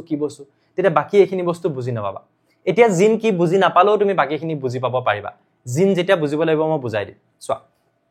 জাস্ট ভাবি লোৱা যে ডিএনএ আমি কোন ডিএনএ আমি এনেকে কোন ডিএনএ টু ডিএনএৰ এনেকুৱা এটা পাৰ্ট হেতুক আমি এটা জিন বুলি কওঁ যিটোৱে মাত্ৰ এটা চৰিত্ৰ বহন কৰে এই ডিএনএ ডালে ঢেৰ চৰিত্ৰ বহন কৰে ডিএনএৰ এই এনেকুৱা এটা পাৰ্টে এটা চৰিত্ৰ বহন কৰে সেই পাৰ্টটোক আমি জিন বুলি কওঁ জাস্ট ইমান জানি থোৱা সো এতিয়া দুটা চৰিত্ৰ আছে যে ওখ আৰু চাপৰ দুইটা চৰিত্ৰই আছে হেতু বিশুদ্ধ নহব ওখ হেতু বিশুদ্ধ চাপৰ হেতু বিশুদ্ধ সো এনেকুৱা দুজোপা গছ লোৱা হল মটৰ মাহৰ যত ইয়াত দুটা জিনে তল আৰু দুটা জিনে কি চাপৰ চৰিত্ৰ বহন কৰিছে প্ৰথমতে তেওঁ সেই পৰীক্ষাটো কৰিলে এটা পৰীক্ষাটো তেওঁ কেনেকৈ কৰিলে চাবা হা পৰীক্ষাটো কৰোতে তেওঁ দেখিলে যে এই প্ৰথম জেনাৰেশন অৰ্থাৎ তেওঁ কি কৰিলে এনেকৈ ধৰণে কময় তেওঁ এজোপা ওখ মটৰ মাহৰ গছ ললে আৰু তেওঁ এজোপা চাপৰ মটৰ মাহৰ গছ ললে ওখ মটৰ মাহৰ গছ আৰু চাপৰ মটৰ মাহৰ গছ ললে ঠিক আছে মই পাতবিলাক দেখাই দিওঁ নি বেছিকৈ আমি ধুনীয়াকৈ আঁকি থাকিবলৈ গ'লে আমাৰ টাইম ৱেষ্ট হ'ব জাস্ট মই এনে বুজাই দিছোঁ ওখ আৰু চাপৰ সো ইয়াৰ চৰিত্ৰটো হৈছে টি ইয়াৰ হৈছে স্মল টি বিশুদ্ধ ওখ আৰু বিশুদ্ধ চাপৰ এই দুজোপাৰ মাজত তেওঁ কি হ'বলৈ দিলে তেওঁ ইতৰ পৰাগযোগ হ'বলৈ দিলে সেলফ পলিনেশন নহয় স্বপৰাগযোগ নহয় ইতৰ পৰাগযোগ যে এই জোপাৰ ফুলৰ পৰা ধৰি লও ইয়াতে ফুল আছে নহয় ফুলৰ চৰিত্ৰটো কিন্তু লোৱা নাই নললেও ফুলটো থাকিব নাথাকে থাকিব গুটিৰ আকাৰৰ চৰিত্ৰটো লোৱা নাই তথাপিতো গুটি থাকিব নে নাথাকিব থাকিব তো ফুল আছে কিন্তু তেওঁ চাৰিত্ৰিক বৈশিষ্ট্য হিচাপে অকল ওখটো চাব বিচাৰিছে আৰু চাপৰটো চাব বিচাৰিছে এতিয়া এই জোপা ফুলৰ পৰা যেতিয়া এই জোপা ফুলত আহি পৰাগৰেণু পৰি তাৰ পৰা যেতিয়া নতুন মানে মটৰ মাহৰ গছৰ সৃষ্টি হ'ব হেতু হ'ব ইতৰ পৰাগযোগ তেওঁ প্ৰথমতে কি হ'বলৈ দিলে ইতৰ পৰাগযোগ আৰু তেওঁ দেখিলে যে সকলোবিলাকে ওখ মানে হতি সন্ততিৰ সৃষ্টি হ'ল এটো আসলতে অতি সন্ততি নহয় হতি সন্ততি হ'ব লাগে সো তাত তেওঁ দেখিলে যে ওখ আৰু চাপৰ যেতিয়া লওঁ বিশুদ্ধ ওখ বিশুদ্ধ চাপৰ তাৰ পৰা যেতিয়া চাৰিজোপা মটৰ মাহৰ সৃষ্টি হয় গোটেই গিজোপাই কেৱল এটা চৰিত্ৰই বহন কৰে যে গোটেই গিজোপা ওখ হৈ গ'ল তেতিয়াহ'লে তাত প্ৰভাৱী হ'ব ওখ ইয়াৰ প্ৰভাৱটো তাৰ মানে বেছি ইয়াত প্ৰভাৱী চৰিত্ৰটো হ'ল ওখ চৰিত্ৰ তাৰ পিছত তেওঁ কি কৰিলে চাবা এই চৰিত্ৰটোত ইয়াৰ পৰা তেওঁ মানে যেটো ইয়াত সৃষ্টি হ'ল এটো কেনেকৈ ধৰণে আমি দেখাব পাৰো এখন চাৰ্ট আমি ইয়াতে বনাই দেখাব পাৰো আমি চাৰ্ট এখন বনাব পাৰো কেনেকৈ বনাব পাৰো চাবা দেই এইফালে মই কলো যে তল আৰু এইফালে কলো স্মল টি সো ইয়াৰ পৰা কি আহিব একচুয়ালি এনেকৈ কম এনেকৈ কম यस সো কেনেকৈ ধৰণে আহিব চাবা T so T capital T small t capital T small t কৈ থাকিলে কিবা হা পলে মেথড আছে লাগে মানে capital T small t capital T small t so ইয়াত প্ৰভাৱী চৰিত্ৰ মই কি বুলি কৈছিলো তল টু প্ৰভাৱী চৰিত্ৰ সো ওখ গতিকে এই মটৰ মাহজোপা কেনেকুৱা হ'ব যি এনেকুৱা ধৰণৰ মানে চৰিত্ৰ পাব এনেকুৱা জিন পাব ওখ আৰু চাপৰ মিলি ওখ চাপৰ হি ওখই হ'ব সদায় তল small t capital T small t হি ওখই হ'ব capital T small t because ইয়াত প্ৰভাৱী চৰিত্ৰটো কি হয় capital T হয় যদি এটা প্ৰভাৱী এটা অপ্ৰভাৱী থাকে হি সদায় প্ৰভাৱী চৰিত্ৰটোহে দেখায় অৰ্থাৎ তাত ওখই হ'ব এই যে চাৰিজোপা বনিছে সেই গিজোপাই হৈছে ইয়া চোৱা capital T small t ইয়াৰ কাৰণেও জিনৰ এটা চাৰিত্ৰিক বৈশিষ্ট্যটো কেনেকুৱা হ'ল T capital T small t capital T small t capital T small t কথাটো বুজি পাইছানে কিন্তু আমি প্ৰথমতে কি লৈছিলো বিশুদ্ধ ওখ আৰু বিশুদ্ধ চাপৰ ইয়াত ওখ চাপৰ দুটা চৰিত্ৰ আছে কিন্তু দেখুৱাইছে কোনটো দেখুৱাইছে কিন্তু অকল ওখ চৰিত্ৰটো কথাটো বুজি পালো নে সো ইয়াত কবলৈ গলে বাৰু এটো আমি বুজিলো ইয়াৰ নেক্সটলে আহো চোৱা এটা নেক্সটত কি কৰিছে চাবা নেক্সটত তেওঁ এই ইয়াৰ পৰা দুজোপা মটৰ মাহ ললে এটুক সেলফিং বুলি কোৱা হয় এই যে প্ৰথম এটো যে প্ৰথম জেনাৰেশন ফাৰ্স্ট জেনাৰেশন হা তাৰ পৰা তেওঁ কি কৰিলে এটো হৈছে মানে পেৰেন্ট প্ল্যান বুলি আমি ক'ব পাৰো পৈতৃকটা মানে আৰু ইয়াৰ পৰা আহিলে প্ৰথম জেনাৰেশন ধৰিলোৱা মোৰ দেউতাৰ পৰা আমি সৃষ্টি হলো আমাৰ পৰা আমাৰ ল'ৰা ছোৱালী সো ইয়াৰ পৰা এইখিনি আহিব বুজি পাইছা এই প্ৰথম জেনাৰেশনৰ দুটা ললো প্ৰথম জেনাৰেশনৰ দুটা ললো কি ললো আমি এই ক্যাপিটাল টি স্মল টি চাৰিটা আছিল ন তাৰে আমি কেটা ললো দুটা ললো তাক আমি চাৰ্টটো বনাই এনেকে দেখাব পাৰো এইবিলাক ডায়াগ্ৰাম এক্সামত ড্ৰ কৰিব নালাগে এক্সামত কেনেকে লিখিবা কি লিখিবা হেবিলাক আমি কোৱেশ্চন আনসাৰ ডিসকাস কৰোতে দেখাই দিম ঠিক আছে এতিয়া তুমি চাবা চৰিত্ৰবিলাক চাবা দেই এজোপা মটৰ মাহৰ গছত কি আছে ক্যাপিটাল টি স্মল টি আছে ক্যাপিটাল টি স্মল টি আৰু আনজোপাটো কি আছে ক্যাপিটাল টি স্মল টি আগতে কেনেকুৱা আছিল চাবা আগৰটো কেনেকুৱা আছিল চাবা আগৰটো এনেকুৱা আছিল যে এজোপা মটৰ মাহৰ গছত কি আছিল ক্যাপিটাল টি আনজোপাত স্মল টি এবাৰ কিন্তু এজোপাত ক্যাপিটাল টি স্মল টি আনজোপাটো ক্যাপিটাল টি স্মল টি আৰু এইবাৰ তেওঁ কি কৰিলে সেলফিং কৰিলে বা ইয়াত কি কৰিলে স্বপৰাগযোগ হ'বলৈ দিলে ইহাতৰ মাজত ইতৰ পৰাগযোগ নহয় কি হ'বলৈ দিলে স্বপৰাগযোগ হ'বলৈ দিয়াৰ ফলত ইয়াত কি হ'ল চাৰিজোপা নতুন মটৰ মাহৰ গছ দেখুৱা হৈছে কেনেকে ধৰণৰ চৰিত্ৰ বহন কৰিছে চাবা ক্যাপিটাল টি স্মল টি মিলি এটো capital T small T capital T এটা প্ৰভাৱিত সদায় আগত লিখা হয় তাৰ দমটো বেছি ন সো তাৰ বেছি চলে তাৰ মানে so capital T small T লিখিব লাগিব তুমি স্মল টি এটো স্মল টি বুলি লিখিব পাৰা এটা কেছটো এনেকুৱা হ'ল যে ইয়াত এই গছজোপা যি তুমি দেখিছা এইটো যেটো চৰিত্ৰ তুমি দেখিছা ক্যাপিটাল টি পৰা তাত দুটাই প্ৰভাৱী চৰিত্ৰ এটা প্ৰভাৱী হলে হি এনাফ যদি দুটা হয় হিটো হে চৰিত্ৰটোৱে দেখাব সো এজোপা কি পোৱা যাব ওখ গছ চোৱা ক্যাপিটাল টি এজোপা কেনেকুৱা হ'ব এজোপা ওখ চাৰিত্ৰিক বৈশিষ্ট্য ক্যাপিটাল টি স্মল টি কোন প্ৰভাৱী ক্যাপিটাল টি প্ৰভাৱী গতিকে ক্যাপিটাল টি স্মল টি টো কি হ'ব ওখ চাৰিত্ৰিক বৈশিষ্ট্যটোৱে দেখাব ক্যাপিটাল টি স্মল টি ওখ চাৰিত্ৰিক বৈশিষ্ট্য দেখাব স্মল টি দুইটাই হৈছে অপ্ৰভাৱী চৰিত্ৰ দুইটা যেতিয়া অপ্ৰভাৱী হ'ব তেতিয়া হি কি দেখাব তাৰ চৰিত্ৰটোৱে দেখাব চাপৰ সেই কাৰণে ইয়াক প্ৰভাৱী অপ্ৰভাৱী বুলি কোৱা হয় অকলখৰে এটা প্ৰভাৱী চৰিত্ৰই তাৰ চৰিত্ৰটো দেখাবলৈ এনাফ অকলে যদি এটা টি আছে হি ক্যাপিটাল টি দেখাব তাৰ মানে হি প্ৰভাৱী চৰিত্ৰটো দেখাব ওখ ক্যাপিটাল টি কাৰ বাবে ওখৰ বাবে অকলে ক্যাপিটাল টিয়ে হি কি দেখাব পাৰে তাৰ নিজৰ চাৰিত্ৰিক বৈশিষ্ট্যটো দেখাব পাৰে তাৰ দমটো দেখাব পাৰে কিন্তু অপ্ৰভাৱী চৰিত্ৰবিলাক এনেকুৱা যত দুইটাই যদি হয় তেতিয়াই হি তাৰ চৰিত্ৰটো দেখাব পাৰে এটো হৈছে স্মল টি কথাটো বুজি পালো ইয়াত দুটা বস্তু বহুত ইম্পৰ্টেন্ট হয় যৰ পৰা তোমালোকক কোৱেশ্চন আহে হেকিটা হৈছে ব্যক্তৰূপীয় অনুপাত বা ফিনোটাইপিক ৰেশিও আৰু জিনীয় অনুপাত বা জিনোটাইপিক ৰেশিও ব্যক্তৰূপীয় অনুপাত মানে কি হয় বাহ্যিক বৈশিষ্ট্য যি চকুৱে দেখিলে আমি ধৰিব পাৰো এটা চকুৱে দেখুতে আমি ইয়াত এই ক্ষেত্ৰত আমি ব্যক্তৰূপীয় অনুপাত কি দেখিছো যে ইয়াৰ ক্ষেত্ৰত কি হৈছে তিনিজোপা ওখ আৰু একজোপা চাপৰ আমি কোনটো প্ৰথমতে লিখিম প্ৰভাৱী চৰিত্ৰটো প্ৰথমতে লিখিম 3:1 এটো হ'ব ব্যক্তৰূপীয় বা ফিনোটাইপিক ৰেশিও জিনোটাইপিক ৰেশিও মই কৈছো না জিনৰ লগত ৰিলেটেড ই দেখাত ওখ কিন্তু একচুয়ালি তাৰ জিনটোত ওখই আছে কিন্তু ইয়াত আকৌ ওখ চাপৰো আছে বুজি পাইছা গতিকে জিনোটাইপিক ৰেশিও যদি চাবলৈ যোৱা তুমি ইয়াত কি পাইছিলা ক্যাপিটাল টি এটা পাইছিলা তাৰ পিছত কি পাইছিলা ক্যাপিটাল টি স্মল টি পাইছিলা তাৰ পিছত কি পাইছিলা ক্যাপিটাল টি স্মল টি তাৰ পিছত কি স্মল টি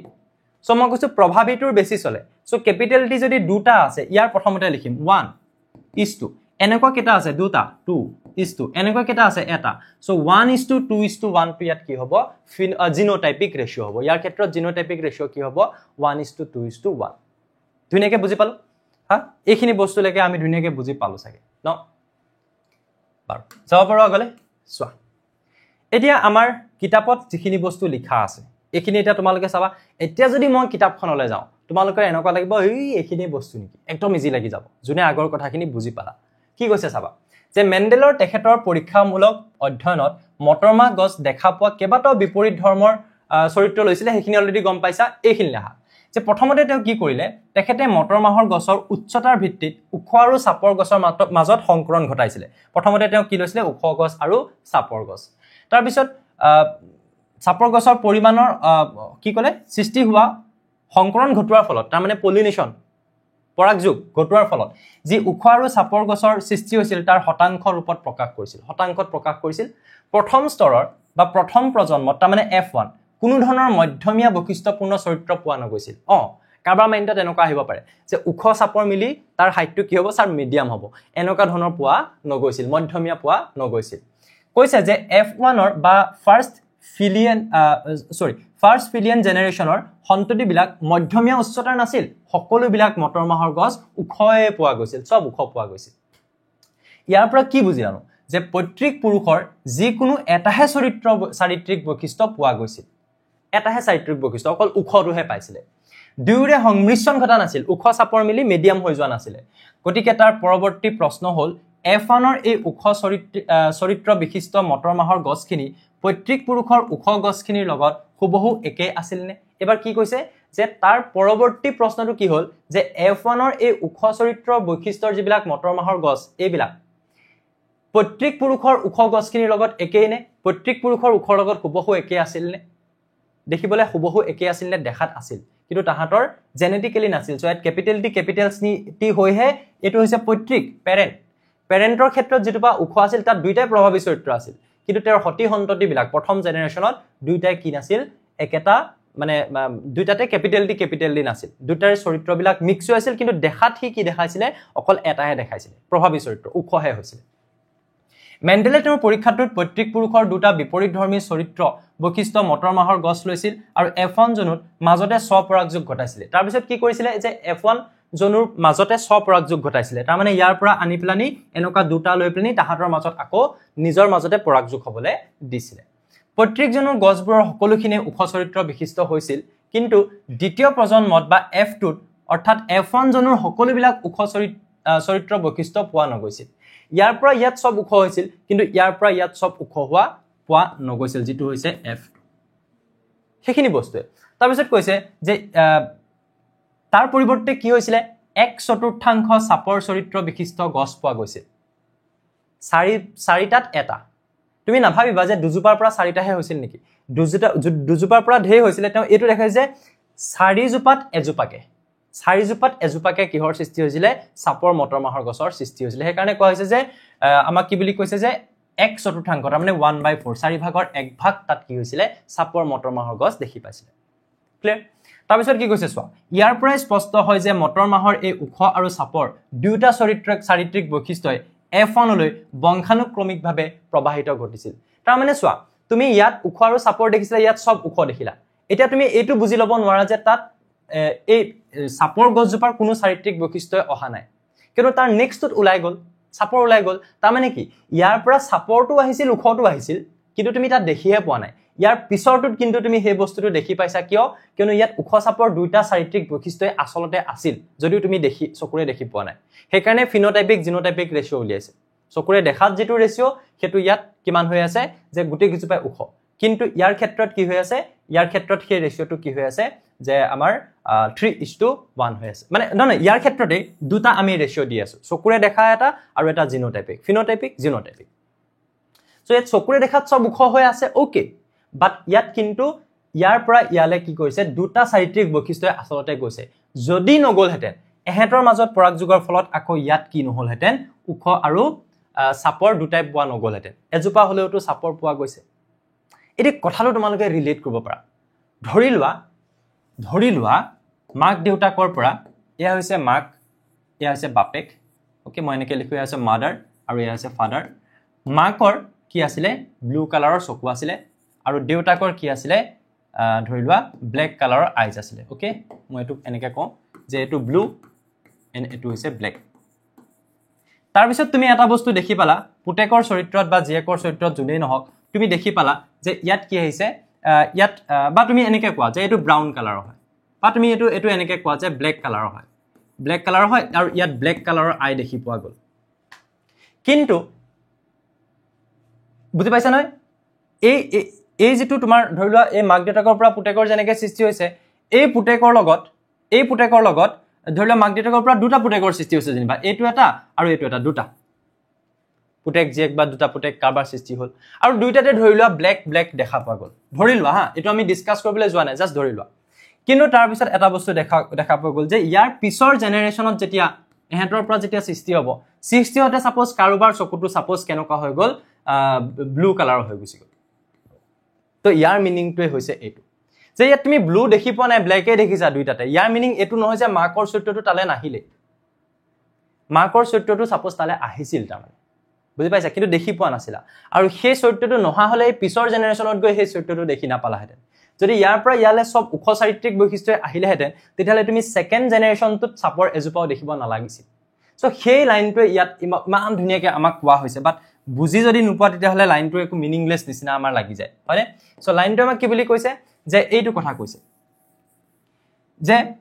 কোনটো কথা কৈছে ইয়াৰ পৰা আমি এটা বস্তু স্পষ্ট হওঁ যে মটৰ মাহৰ এই উখ আৰু সাপৰ দুটা চাৰিত্ৰিক বৈশিষ্ট্যই F1 জনলৈ বংশানুক্ৰমিকভাৱে প্ৰবাহ ঘটিছিল দুইটাই ঘটিছিল কিন্তু উখ চাৰিত্ৰিক বৈশিষ্ট্যটোহে প্ৰকাশ পাইছিল সেইকাৰণে সব উখ দেখিছিল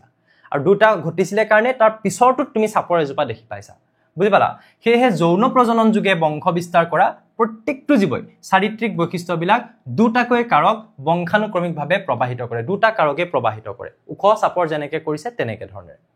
এই দুটা কাৰক হুবহু একে হ'ব পাৰে বা বেলেগ বেলেগো হ'ব পাৰে আৰু পিতৃ মাতৃৰ ওপৰত নিৰ্ভৰ কৰে এই কাৰক কেইটা একে হ'ব পাৰে বা বেলেগ হ'ব পাৰে যেনেকৈ তোমালোকে দেখিছা যে টল দুটা একে হৈ গৈছে এটা শৰ্ট দুটা একে হৈ গৈছে দুটা একে হ'ব পাৰে বা দুটা বেলেগ টল শৰ্ট এনেকুৱা হ'ব পাৰে সো এইখিনি বস্তু এতিয়া আমাক কৈছে যে এই পৰীক্ষাটোত কেপিটেল টি স্মল টি দুয়োটাই উখ গছক প্ৰতিনিধিত্ব কৰে কিন্তু স্মল টি কেৱল সাপৰ গছক চাৰিত্ৰিক বৈশিষ্ট্য প্ৰতিনিধিত্ব কৰিছে তাৰমানে কি তাৰমানে টিৰ এটা চাৰিত্ৰিক কাৰকে উখ গছ সৃষ্টিৰ বাবে যথেষ্ট কেপিটেল টি এটা হলে যথেষ্ট কিন্তু স্মল টিৰ বাবে দুয়োটা কাৰকৰ প্ৰয়োজন দুটা যদি স্মল টি হয় তেতিয়াহে কি হ'ব পাৰে গছজোপা সাভৰ হ'ব পাৰে সেইকাৰণে কোৱা হৈছে যে কেপিটেল টিটোৱে কাক প্ৰতিনিধিত্ব কৰে প্ৰভাৱী চৰিত্ৰক প্ৰতিনিধিত্ব কৰে ডমিনেন্ট বুজি পাইছা আৰু আনহাতে স্মল টিটোৱে প্ৰতিনিধিত্ব কৰা চাৰিত্ৰিক বৈশিষ্ট্যটো হৈছে অপ্ৰভাৱী বা তাক আমি কি বুলি কওঁ ৰেসেসিভ ক্লিয়াৰ স্মল টি দুটা হলেহে হ'ব হেতু অপ্ৰভাৱী এইখিনি বস্তুৱে এতিয়া এটা কোৱেশ্চন দিছে যে তুমি এটা চিত্ৰ চোৱা 9.4 তাত কোনটো প্ৰভাৱী আৰু কোনটো অপ্ৰভাৱী তুমি ক'ব লাগে চিত্ৰটো হৈছে এইটো ইয়াত কোনটো প্ৰভাৱী আৰু অপ্ৰভাৱী তুমি ক'ব লাগে তুমি দেখিছা বেঙুনীয়া ৰঙৰ এটো গ্ৰীন কালাৰ তাৰ পিছত এটো F1 ত সৃষ্টি হৈছে বেঙুনীয়া ৰঙৰ কিন্তু সেকেন্ড জেনাৰেশ্যনটো তিনিজোপা বেঙুনীয়া আৰু এজোপা হৈছে গ্ৰীন কালাৰ এটো মই তোমালোকক কোৱেশ্চন সুধি ৰাখিলো যদি কোৱেশ্চনটোৰ আনসাৰটো মানে ভায়োলেট হয় তুমি ভায়োলেট বুলি টাইপ কৰিবা আৰু যদি গ্ৰীন হয় মই গ্ৰীন বুলি ধৰি লৈছো আৰু তুমি গ্ৰীন বুলি টাইপ কৰিবা কিমানটো তোমালোকৰ আন্ডাৰষ্টেণ্ডিং হৈছে মই চাব বিচাৰিছো কোনটো প্ৰভাৱী চৰিত্ৰ হ'ব জাস্ট হেতু লিখিবা বা বলে প্ৰভাৱী এটো অপ্ৰভাৱী এটো এনেকৈ লিখি দিব পাৰা ওকে এটো কোৱেশ্চন মই তোমালোকলে এৰিলো তাৰ পিছত আহিব ডাই হাইব্ৰিড সংকৰণ ডাই হাইব্ৰিড মানে হৈছে ডাই মানে হৈছে 2 ডাই মানে হৈছে কি 2 তাৰ মানে দুটা চাৰিত্ৰিক বৈশিষ্ট্য আমি লম এটা প্ৰভাৱী চৰিত্ৰ হৈছে ৰাউন্ড আনটো প্ৰভাৱী চৰিত্ৰ হৈছে ইয়েলো ঘুৰণিয়া আৰু হালধীয়া আৰু আনটো মই কি বুলি কৈছো হুতুৰা আৰু সেউজীয়া দুটা চৰিত্ৰ লৈছো ঘুৰণিয়া হুতুৰা হালধীয়া সেউজীয়া দুটা চৰিত্ৰ লৈছো তো যত একেলগে দুটা বৈশিষ্ট্য বা চাৰিত্ৰিক বৈশিষ্ট্য পৰীক্ষা কৰা হয় মেন্ডেলে মটৰ মাহৰ গছত বীজৰ আকাৰ শেপ বুলি কওঁতে সেই ঘুৰণিয়া হুতুৰা আহি যাব আৰু ৰং বুলি কওঁতে কালাৰ বুলি কওঁতে কি আহি যাব সেউজীয়া হালধীয়া আহি যাব এই দুইটা একেলগে লৈও তেওঁ সংকৰণ ঘটাইছিলে অৰ্থাৎ তেওঁ প্ৰজনন ঘটাইছিলে কথাটো বুজি পাইছা এতিয়া ইয়াৰ পৰা আমি কি চাম চোৱা এইটো সো এইটো হৈছে পি যে লিখা আছে তাৰ মানে এইটো হৈছে পেৰেন্টেল জেনাৰেশ্যন বা পৈতৃক পুৰুষত কি লোৱা হ'ল এটা বিশুদ্ধ মই এনেকে ধৰণে দেখাও বিশুদ্ধ কি লোৱা হ'ল গ্ৰীন কালাৰৰ এটা মটৰ মাহ আৰু গ্ৰীন কালাৰৰ চৰিত্ৰটো য'ত আছে তাৰ মানে ইয়াত হেকাৰণে আমি জানো যে ৰাউন্ডটোৱে কেপিটেল আৰটোৱে কি বুজায় ৰাউন্ড ঘুৰণিয়া আৰু সেউজীয়া দুটা হৈছে বিশুদ্ধ ঘুৰণিয়া চৰিত্ৰ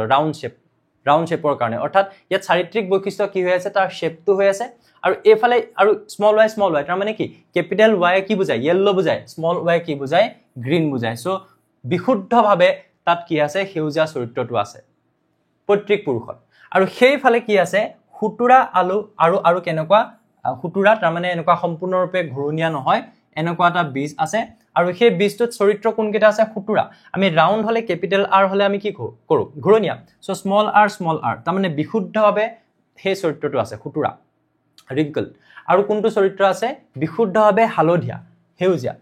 আৰু হালধীয়া তোমালোকে জানা সেউজীয়াটো হৈছে প্ৰভাৱী হালধীয়াটো হৈছে অপ্ৰভাৱী সো এটো বিশুদ্ধভাৱে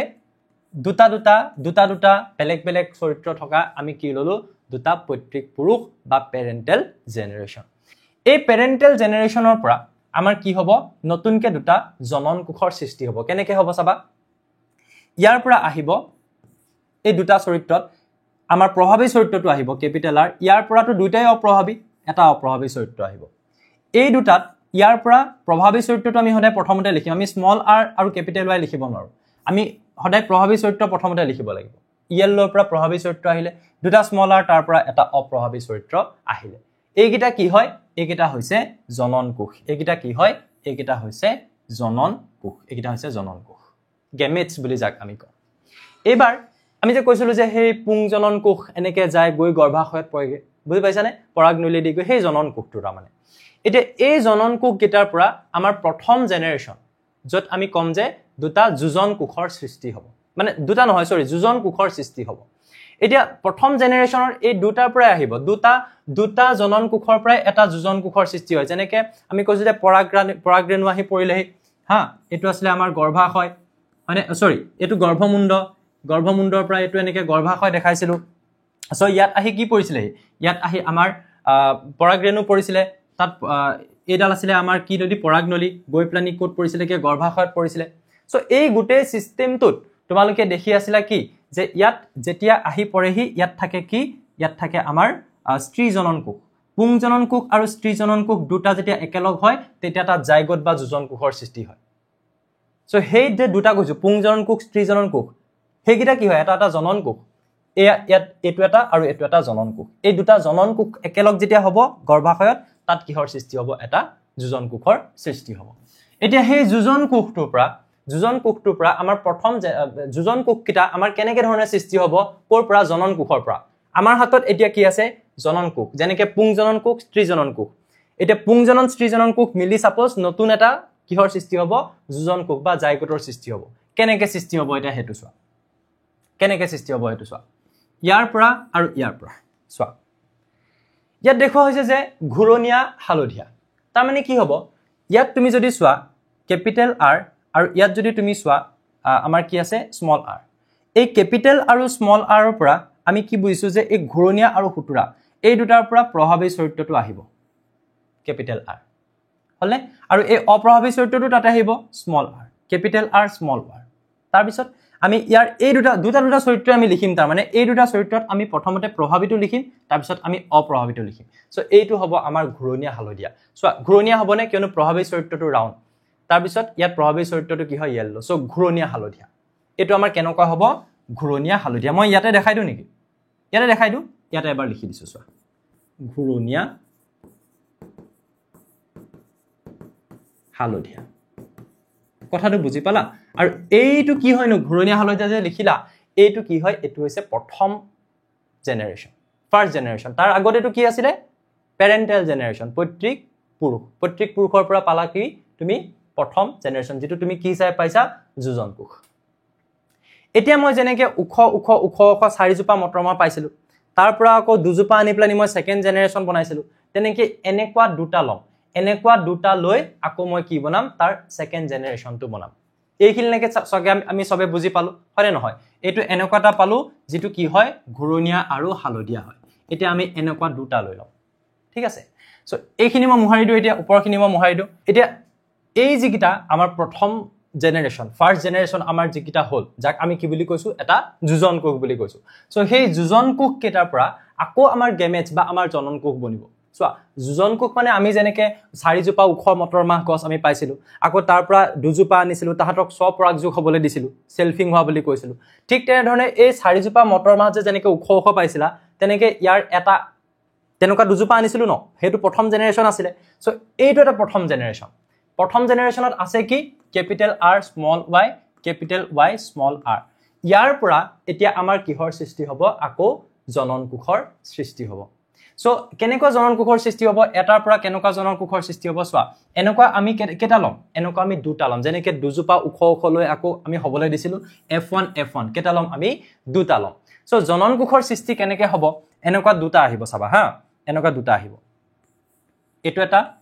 এটো এটা সো ই ঘুৰণীয়া হালধীয়া কিহৰ কাৰণে হল ইয়াত r টো হৈছে প্ৰভাৱী চৰিত্ৰ ৰাউণ্ড ঘূৰণীয়া আৰু স্মল r টো ৰিংকল হুতুৰা অপ্ৰভাৱী চৰিত্ৰ ইয়াত প্ৰভাৱী চৰিত্ৰ yellow হালধীয়া আৰু স্মল y টো সেউজীয়া অপ্ৰভাৱী চৰিত্ৰ গতিকে আমি হালধীয়া হ'ব ঘূৰণীয়া হালধীয়া এনেকুৱা ঘূৰণীয়া হালধীয়া দুটা ললো আৰু তাত আমি যোজন কোষটো আমি কেনেকে ধৰণে লিখিছো capital R small y capital Y small y okay তাৰপিছত ইয়াত এনেকুৱা আৰু এটা লৈছো এইটো কি হ'ব capital R small r capital Y small y এটা প্ৰতিটোৰ পৰাই আমি কেনেকে ধৰণে আমি চাৰিটাকে আমি জনন কোষ উলিয়াব পাৰিম কেনেকে ধৰণে চাবা দেই ইয়াৰ পৰা জনন কোষ আমাৰ কি ওলাব এতিয়া এহেতৰ মাজত যেতিয়া আমি মানে কি কৰিবলৈ দিম আমি এহেতৰ মাজত যেতিয়া আকৌ সেলফ পলিনেশন বা আমি যেতিয়া সেলফিং হ'বলৈ দিম বা আমি যেতিয়া স্বপৰাগযোগ হ'বলৈ দিম তেতিয়া তাহাঁতৰ জনন কোষ কেনেকে ধৰণে বনিব চাবা কেপিটেল R ৰ লগত y লিখা চাৰিটা বনিব কেনেকে বনিব তোমালোকক মই টেকনিকটো দেখাই দিছো চাবা দেই এইটোৰ লগত এইটো আকৌ এইটোৰ লগত পিছৰটো capital R capital Y capital R small y capital R small y হলনে তাৰপিছত small r small y second to আকৌ এইটো তাৰমানে এইটোৱে এই দুটাক আমি যে মাল্টিপ্লাই কৰিলো তেনেকে ধৰণে ভাবা capital R capital Y capital R small y r গল small r ত আহা small r capital Y small r capital Y small r small y বুজি পালা small r small y তাৰপিছত ইয়াৰ পৰা কি আহিব চাইলবা ইয়াৰ পৰা আমাৰ আকৌ চাৰিটা আমি কি দেখাম জনন কোষ হা কোৰ পৰা দেখাইছো আমি প্ৰথম জেনাৰেশনত আমি যিকিটা পাইছো কি হিচাপে পাইছিলো জাইগোট কোৰ পৰা পাইছিলো পৈতৃক আমাৰ পুৰুষৰ পৰা আহিছিলে বা ফাৰ্স্ট জেনাৰেশনৰ পৰা আমাৰ সৰি যেটো আমি কৈছো পেৰেন্টেল জেনাৰেশনৰ পৰা কি বনিলে জনন কোষ বনিলে জনন কোষৰ পৰা আকৌ আমি কি পালো তেনেকুৱা দুটা আমি জনন কোষ লৈ ললো হয়নে এই জনন কোষ গিটাক আমি জনন কোষ কেটাৰ পৰা এই গিটা আছিল জনন কোষ এই জনন কোষ গিটাৰ পৰা দুটাৰ পৰা আমাৰ কি বনা দেখালো প্ৰথম জেনাৰেশন এনেকুৱা প্ৰথম জেনাৰেশনৰ আমি দুটা লম এই প্ৰতিটোৰ পৰা ইয়াৰ পৰা আৰু ইয়াৰ পৰা আকৌ আমি চাৰিটাকে কি বনা দেখাম জনন কোষ সেই জনন কোষ গিটা আমি যেনেকে ইয়াৰ পৰা এইটো দেখাইছিলো তেনেকে আমি ইয়াৰ পৰা এই গিটা আৰু ইয়াৰ পৰা আমি এই গিটা পাম কেনেকে ধৰণে পাম চোৱা প্ৰথমটোৰ লগত r এ ইয়াক আকৌ r এ ইয়াক এনেকে লিখা r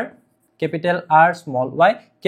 capital R capital Y থাকিব ইয়াতে capital R capital Y capital R small y তাৰপিছত এফালে কি আহিব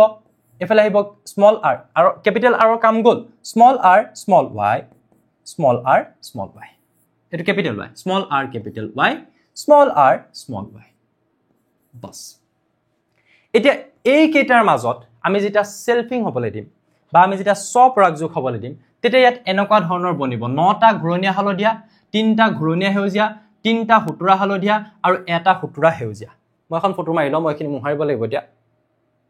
ওকে সো এখিনি মই নেক্সট স্লাইডটোত কেনেকে ড্ৰ কৰিম তোমালোকে চাই থাকা কেনেকে মই হেকিটা পামগে ওকে ইয়াত সো আমি যিকিটা পাইছিলো তোমালোকৰ চাগে বহিত লিখা আছে যদি লিখি গৈছা কি আছিল এফালে আছিল আমি একিটা লিখি লম এটা সাইডে একিটা লিখি লম capital R capital Y small r capital Y small r capital R small y তাৰপিছত small r capital Y তাৰপিছত small r small y তাৰপিছত হেগিটা কি আছিল আমাৰ বাকি কিটা গেমেটস আমি চাৰিটা দেখাইছিলো নহয় f1 ৰ পৰা আৰু f2 ৰ পৰা এটো f2 ৰ পৰা আমি কি পাইছিলো এগিটা পাইছিলো small r capital Y small r small y small r small y এটা আমি হেতক এনেকে যদি ক্রস হ'বলৈ দিও তেতিয়া হলে ইয়াত কি আহিব চাই থাকা ক্যাপিটাল R ইয়াৰ পৰা এটা লবা ইয়াৰ পৰা এটা লবা r ক্যাপিটাল Y প্ৰথমটোৰ লগত প্ৰথমটো সেকেন্ডটোৰ লগত সেকেন্ডটো প্ৰথমটোৰ লগত প্ৰথমটো r সেকেন্ডটোৰ লগত সেকেন্ডটো y প্ৰথমটোৰ লগত প্ৰথমটো r সেকেন্ডটোৰ লগত সেকেন্ডটো y প্ৰথমটোৰ লগত প্ৰথমটো কৰিলা এটা তোমালোকে কৰি গৈ থাকিব পাৰা capital Y small y তাৰপিছত capital R small y capital Y আমি capital Y small y বুলি লিখিম প্ৰভাৱী চৰিত্ৰটো আগত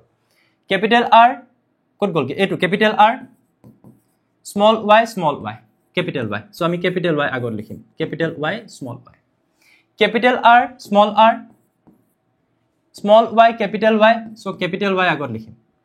capital R small y small r capital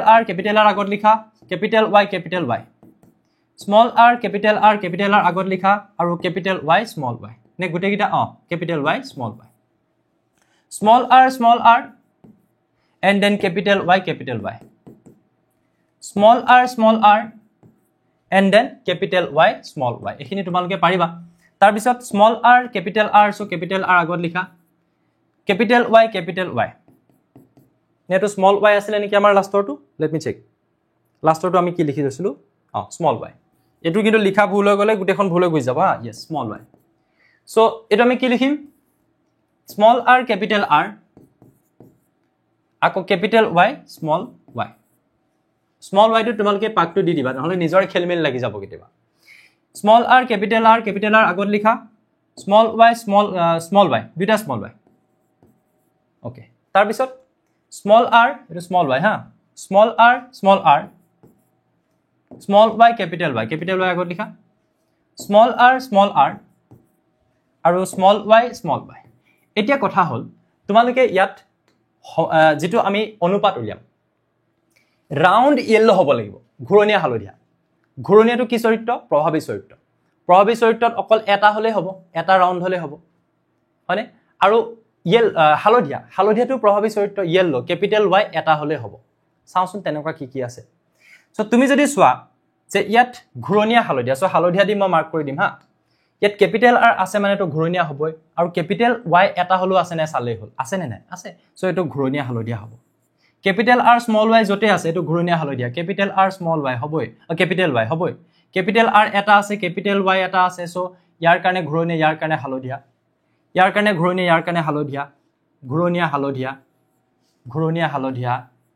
ইয়াত ঘুৰণীয়া হালধীয়া হ'ব নোৱাৰে ক্যাপিটেল Y নাই হয়নে ইয়েলো নহব ঘুৰণীয়া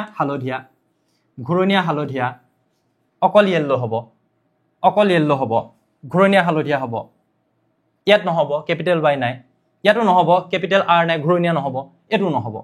সো ঘুৰণীয়া হালধীয়া কেটা পালা ৰাউন্ড ইয়েলো 1 2 3 4 5 6 7 8 9 ভুলেছে নেকি 1 2 3 4 5 6 7 8 9 10 কোনবা এটা আমাৰ এক্সট্ৰা ওলাই আছে এইটো সোৱা এটো small y হ'ব লাগিছিল মানে এইটো আমাৰ small y হ'ব লাগিছিল সো এটো ক্যাপিটেল R তাৰ পিছত এটো আমাৰ কি হ'ব লাগিছিল ওকে একে কালাৰ দি মাৰ্ক কৰি দু ভুল হ'ব পাৰে কিবা চাবা হে কাৰণে ক্যাপিটেল R তাৰ পিছত small y হ'ব লাগে এটো হয়নে নহয় তেনেকে এইটো চাবা এইটো আৰু এইটো কোডে কিবা ভুল হোৱা নাইটো ঠিকই আছে নে small r capital R okay capital Y small y বাকি ঠিকই আছে তো এইটো আমাৰ নহয় কিয়নো ইয়াত capital Y নাই গতিকে হি হালধীয়া হ'ব নোৱাৰে কেটা হল ৰাউন্ড ইয়েলো 1 2 3 4 5 6 7 8 9 টা হল পাই গলো নে কিমান পালো আমি ৰাউন্ড ইয়েলো 9 টা ৰাউন্ড এন্ড গ্ৰীন হেউজিয়া হ'বলে হলে কি হ'ব লাগিব small y হ'ব লাগিব আৰু small y কিন্তু এটা নহয় দুটাই small y হ'ব লাগিব কিন্তু ৰাউন্ড হ'বলে হলে এটা r হলো আমাৰ কামটো চলি যাব so capital R at least এটা থাকিব লাগিব small y দুটা থাকিব লাগিব সো দুটা small y যত আছে চাই ল ইয়াত দুটা small y আছে ক্যাপিটেল R আছে নে নাই আছে সো এটো ঘুৰণীয়া হেউজিয়া হ'ব দুটা small y আছে গ্ৰীন হ'ব নাই হ'ব আৰু ঘুৰণীয়া হ'ব নাই ৰাউন্ড এটা হলো আছে হ'ব প্ৰভাৱী চৰিত্ৰ ইয়াত ক্যাপিটেল R নাই ইয়াত ক্যাপিটেল R নাই ৰাউন্ড হ'বই নোৱাৰে এটো ৰাউন্ড হ'ব পাৰে আৰু দুটা y আছে তাৰ মানে গ্ৰীনো হ'ব পাৰে এটো ক্যাপিটেল R নাই ৰাউন্ড হ'বই নোৱাৰে আৰু এটোটো নাই সো কেটা দেখিলো 1 2 3 কেটা হ'ব পাৰিব আমাৰ ৰাউন্ড আৰু গ্ৰীন তিনটা হ'ব পাৰিব মোক বুজি পাইছে না জনাবা দে এখিনি বস্তু বুজিবাটো বহুত ইম্পৰ্টেন্ট তাৰ পিছত wrinkled and yellow তাৰ মানে খুতুৰা সো আমি ৰাউন্ড হলে ক্যাপিটেল R লিখো wrinkled হলে আমি কি লিখো স্মল r লিখো স্মল r দুটা হ'ব লাগিব তেতিয়াহে হ'ব আৰু yellow হ'বলে হলে yellowটো যেটো প্ৰভাৱী চৰিত্ৰ এটা হলো হ'ব সো দুটাতে আমি কি থকা চাম এতিয়া স্মল r আছে নেকি আছে ইয়াত আছে আৰু তাত কিন্তু ক্যাপিটেল Y আছে নে আছে গতিকে yellow হ'বহি সো এটো হ'ব এটা ৰাউন্ড এন্ড wrinkle এটো মই এনেকে মাৰ্ক কৰি দু এটো স্মল r দুটা আছে এটো হ'ব পাৰে wrinkled মানে খুতুৰা আৰু ক্যাপিটেল Y এটা হলো আছে এটো হ'ব পাৰে কি হালধীয়া সো এটো খুতুৰা হালধীয়া হ'ব পাৰে এটো কিন্তু নোৱাৰে yellow হ'ব বিকজ ইয়াত ক্যাপিটেল Y নাই কেটা হল স্যাৰ তিনটা হল তিনটা wrinkle and yellow কেটা হল তিনটা সো খুতুৰা আৰু হেউজিয়া কেটা হ'ব খুতুৰা হ'বৰ কাৰণে তোমালোকে গম পাইছে যে তাত স্মল r অপ্ৰভাৱী চৰিত্ৰ দুটা থাকিব লাগিব গ্ৰীন টু অপ্ৰভাৱী দুইটাই কি হ'ব লাগিব স্মল y পাব লাগিব তুমি সো দুটা স্মল r দুটা স্মল y থকা এটাইটো বাকি থাকিলে এইটো সো এইটো হ'ব কি এনেকুৱা কেটা আছে এটা আছে সো তোমাক খুধে এই অনুপাতটো যেটো হৈছে 9:3:3:1 এটা এই যেটো অনুপাত পালা 9:3:3:1 মই স্লাইডটো মুহাৰিবলগীয়া হয় মানে নেক্সট স্লাইডটো যাবৰ কাৰণে সেইকাৰণে মই কিবা ঘূৰি চাবৰ বাবে এখন ফটো মাৰি ৰাখিলোঁ ওকে সো এতিয়া আমি এই যে অনুপাতটো পালো সেইটোৱে আমাক একচুয়ালি দৰকাৰী বস্তু খালি তাক আমি বুজি পাব লাগিব ব্যক্তৰূপীয় অনুপাত অৰ্থাৎ বাহ্যিক বৈশিষ্ট্য চকুৰে দেখিয়ে আমি যেটো অনুপাত লিখিব পাৰো চকুৰে দেখুতে আমি কেটা কি দেখিছিলো তেতিয়া আমি দেখিছিলো যে তাত কি দেখিছিলো আমি ৰাউন্ড ইয়েলো বা আমি দেখিছিলো ঘূৰণীয়া হালধীয়া আছিল কেটা 9টা ৰাউন্ড গ্ৰীন আছিল আমাৰ 3টা ৰিংকল ইয়েলো আছিল 3টা ৰাউন্ড গ্ৰীন মানে কি ঘূৰণীয়া হেউজিয়া তাৰ পিছত খুতুৰা হালধীয়া 3টা আৰু খুতুৰা হেউজিয়া আছিল এটা সো এইটো হৈ যাব আমাৰ ব্যক্তৰূপীয় বা ফিনোটাইপিক ৰেশিও বুজি পালো যদি তোমালোকে জিনোটাইপিক ৰেশিও ইয়াতে লিখিবলৈ যোৱা যেনেকৈ আমি ইয়াতে লিখিছিলো capital T small T capital T small T হা এনেকৈ লিখিছিলো capital T small T capital T small T তাৰ পিছত capital T small T small T small T so ইয়াত মই কৈছিলো যে এনেকুৱা এটা আছে এনেকুৱা দুটা আছে আৰু এনেকুৱা কেটা আছে এটা আছে কিন্তু চকুৰে দেখাত ইয়াত তিনি জোপাই উখ আছে আৰু এক জোপা চাপৰ আছে সো এইটো আছিল আমাৰ ফিনোটাইপিক বা ব্যক্তৰূপীয় অনুপাত আৰু এইটো আছিল আমাৰ জিনোটাইপিক বা আমি কি বুলি কওঁ জিনীয় অনুপাত কিন্তু ইয়াৰ ক্ষেত্ৰত তোমালোকৰ এই ব্যক্তৰূপীয় অনুপাতটো লিখিবলৈ আছে যেটো হ'ব 9:3:3:1 বুজি পালো গতিকে আমি আজি ইমানখিনি পঢ়িম হয় আৰু ইয়াৰ লগত আমাৰ এইকিটা বস্তু এজ এ কোৱেশ্চন তোমালোকৰ আহিব পাৰে যেটো বস্তু মই তোমালোকক কৈছিল যে ডিএনএ কথা আমি নেক্সট ক্লাছত আৰু ভালকে পঢ়িম ইয়াত জাস্ট চাৰিত্ৰিক বৈশিষ্ট্যবিলাক কেনেকৈ প্ৰকাশ কৰে যে আমাৰ চাৰিত্ৰিক বৈশিষ্ট্যবিলাকনো কেনেকৈ ইজনৰ পৰা সিজনলৈ যায় সো এই বস্তুখিনিত আমাৰ কিহৰ কথা আহি যাব ডিএনএ কথা আহি যাব সো এইখিনিৰ পৰা আমি নেক্সট ক্লাছত আমি কভাৰ কৰিম সো আজিলৈকে যদি যিমান এতিয়ালৈকে আমি যিখিনি বস্তু পঢ়িলো যদি তোমালোকে ধুনীয়াকৈ বুজি পালা তেতিয়াহ'লে মোক কমেন্ট সেকশনটোত জনাবা আৰু আমাৰ যিখিনি ক্লাছ কন্টিনিউয়াছলি যিখিনি আমাৰ ক্লাছ চলি থাকে সম্পূৰ্ণ যেটো আমাৰ কোৰ্স সেটো আমাৰ জ্ঞান নিউট্ৰিশন এপটোত এভেইলেবল হৈ আছে অলৰেডি আমাৰ আজি 3 বছৰ মানৰ পৰা সেই কোৰ্সটো আমাৰ চলি আছে সো সেই এপটোত যেটো কোৰ্স আছে তাত ফুল কোৰ্স এভেইলেবল হৈ আছে উইথ ক্লাছ নোটস যদি কোনোবা ইন্টাৰেস্টেড হয় তেতিয়াহ'লে তোমালোকে আমাৰ কোৰ্সটো গৈ চাব পাৰা প্লে ষ্টৰত গৈ জ্ঞান নিউট্ৰিশন এপটো ডাউনলোড কৰিবা যিকোনো কিবা অসুবিধা হলে এই নাম্বাৰটোত আমাক কন্টাক্ট কৰিব পাৰা আৰু তোমালোকে আমাৰ এপটোৰ জৰিয়তে আমাৰ গোটেই কোৰ্সটো সুবিধা ল'ব পাৰা লগতে তোমালোকক জনাই দিও যে আমাৰ ম্যাথমেটিক্সৰ কমপ্লিটলি ফ্ৰী কে ইউটিউবত লাইভ ক্লাছ হৈ আছে আৰু বৰ্তমান লাইভ ক্লাছ বিলাক অফ আছে বাট আমাৰ বহুত দিনৰ পৰা হৈ থকা যিখিনি লাইভ ক্লাছ তাৰ ৰেকৰ্ডিং আছে তাৰো মই ডেসক্ৰিপচনত প্লেলিষ্টটো দি দিম যদি কোনোবাই এতিয়ালৈকে চোৱা নাই চাই ল'ব পাৰিবা আৰু আমাৰ এটো যেটো WhatsApp চেনেলৰ এটা QR কোড মই ইয়াতে দেখাই দিছো এই কোডটো স্ক্যান কৰিলে আমাৰ ক্লাছ 10 ৰ বাবে জ্ঞান টিউচনৰ এটা WhatsApp চেনেল আছে এই চেনেলটো তোমালোকে জয়েন হৈ লবা সো তেতিয়ালৈ তোমালোকে আমাৰ আপডেট বিলাক পাই থাকিবা থ্যাংক ইউ সো মাচ সো নতুন এটা ভিডিওতে তোমালোকক আকৌ লগ পাম সকলোৱে ধুনীয়াকৈ পঢ়ি থাকা আৰু যিকিটা কোৱেশ্চন মই সুধিছো হেগিটা তোমালোকে কমেন্ট সেকশনত মোক জনাই ৰাখিবা থ্যাংক ইউ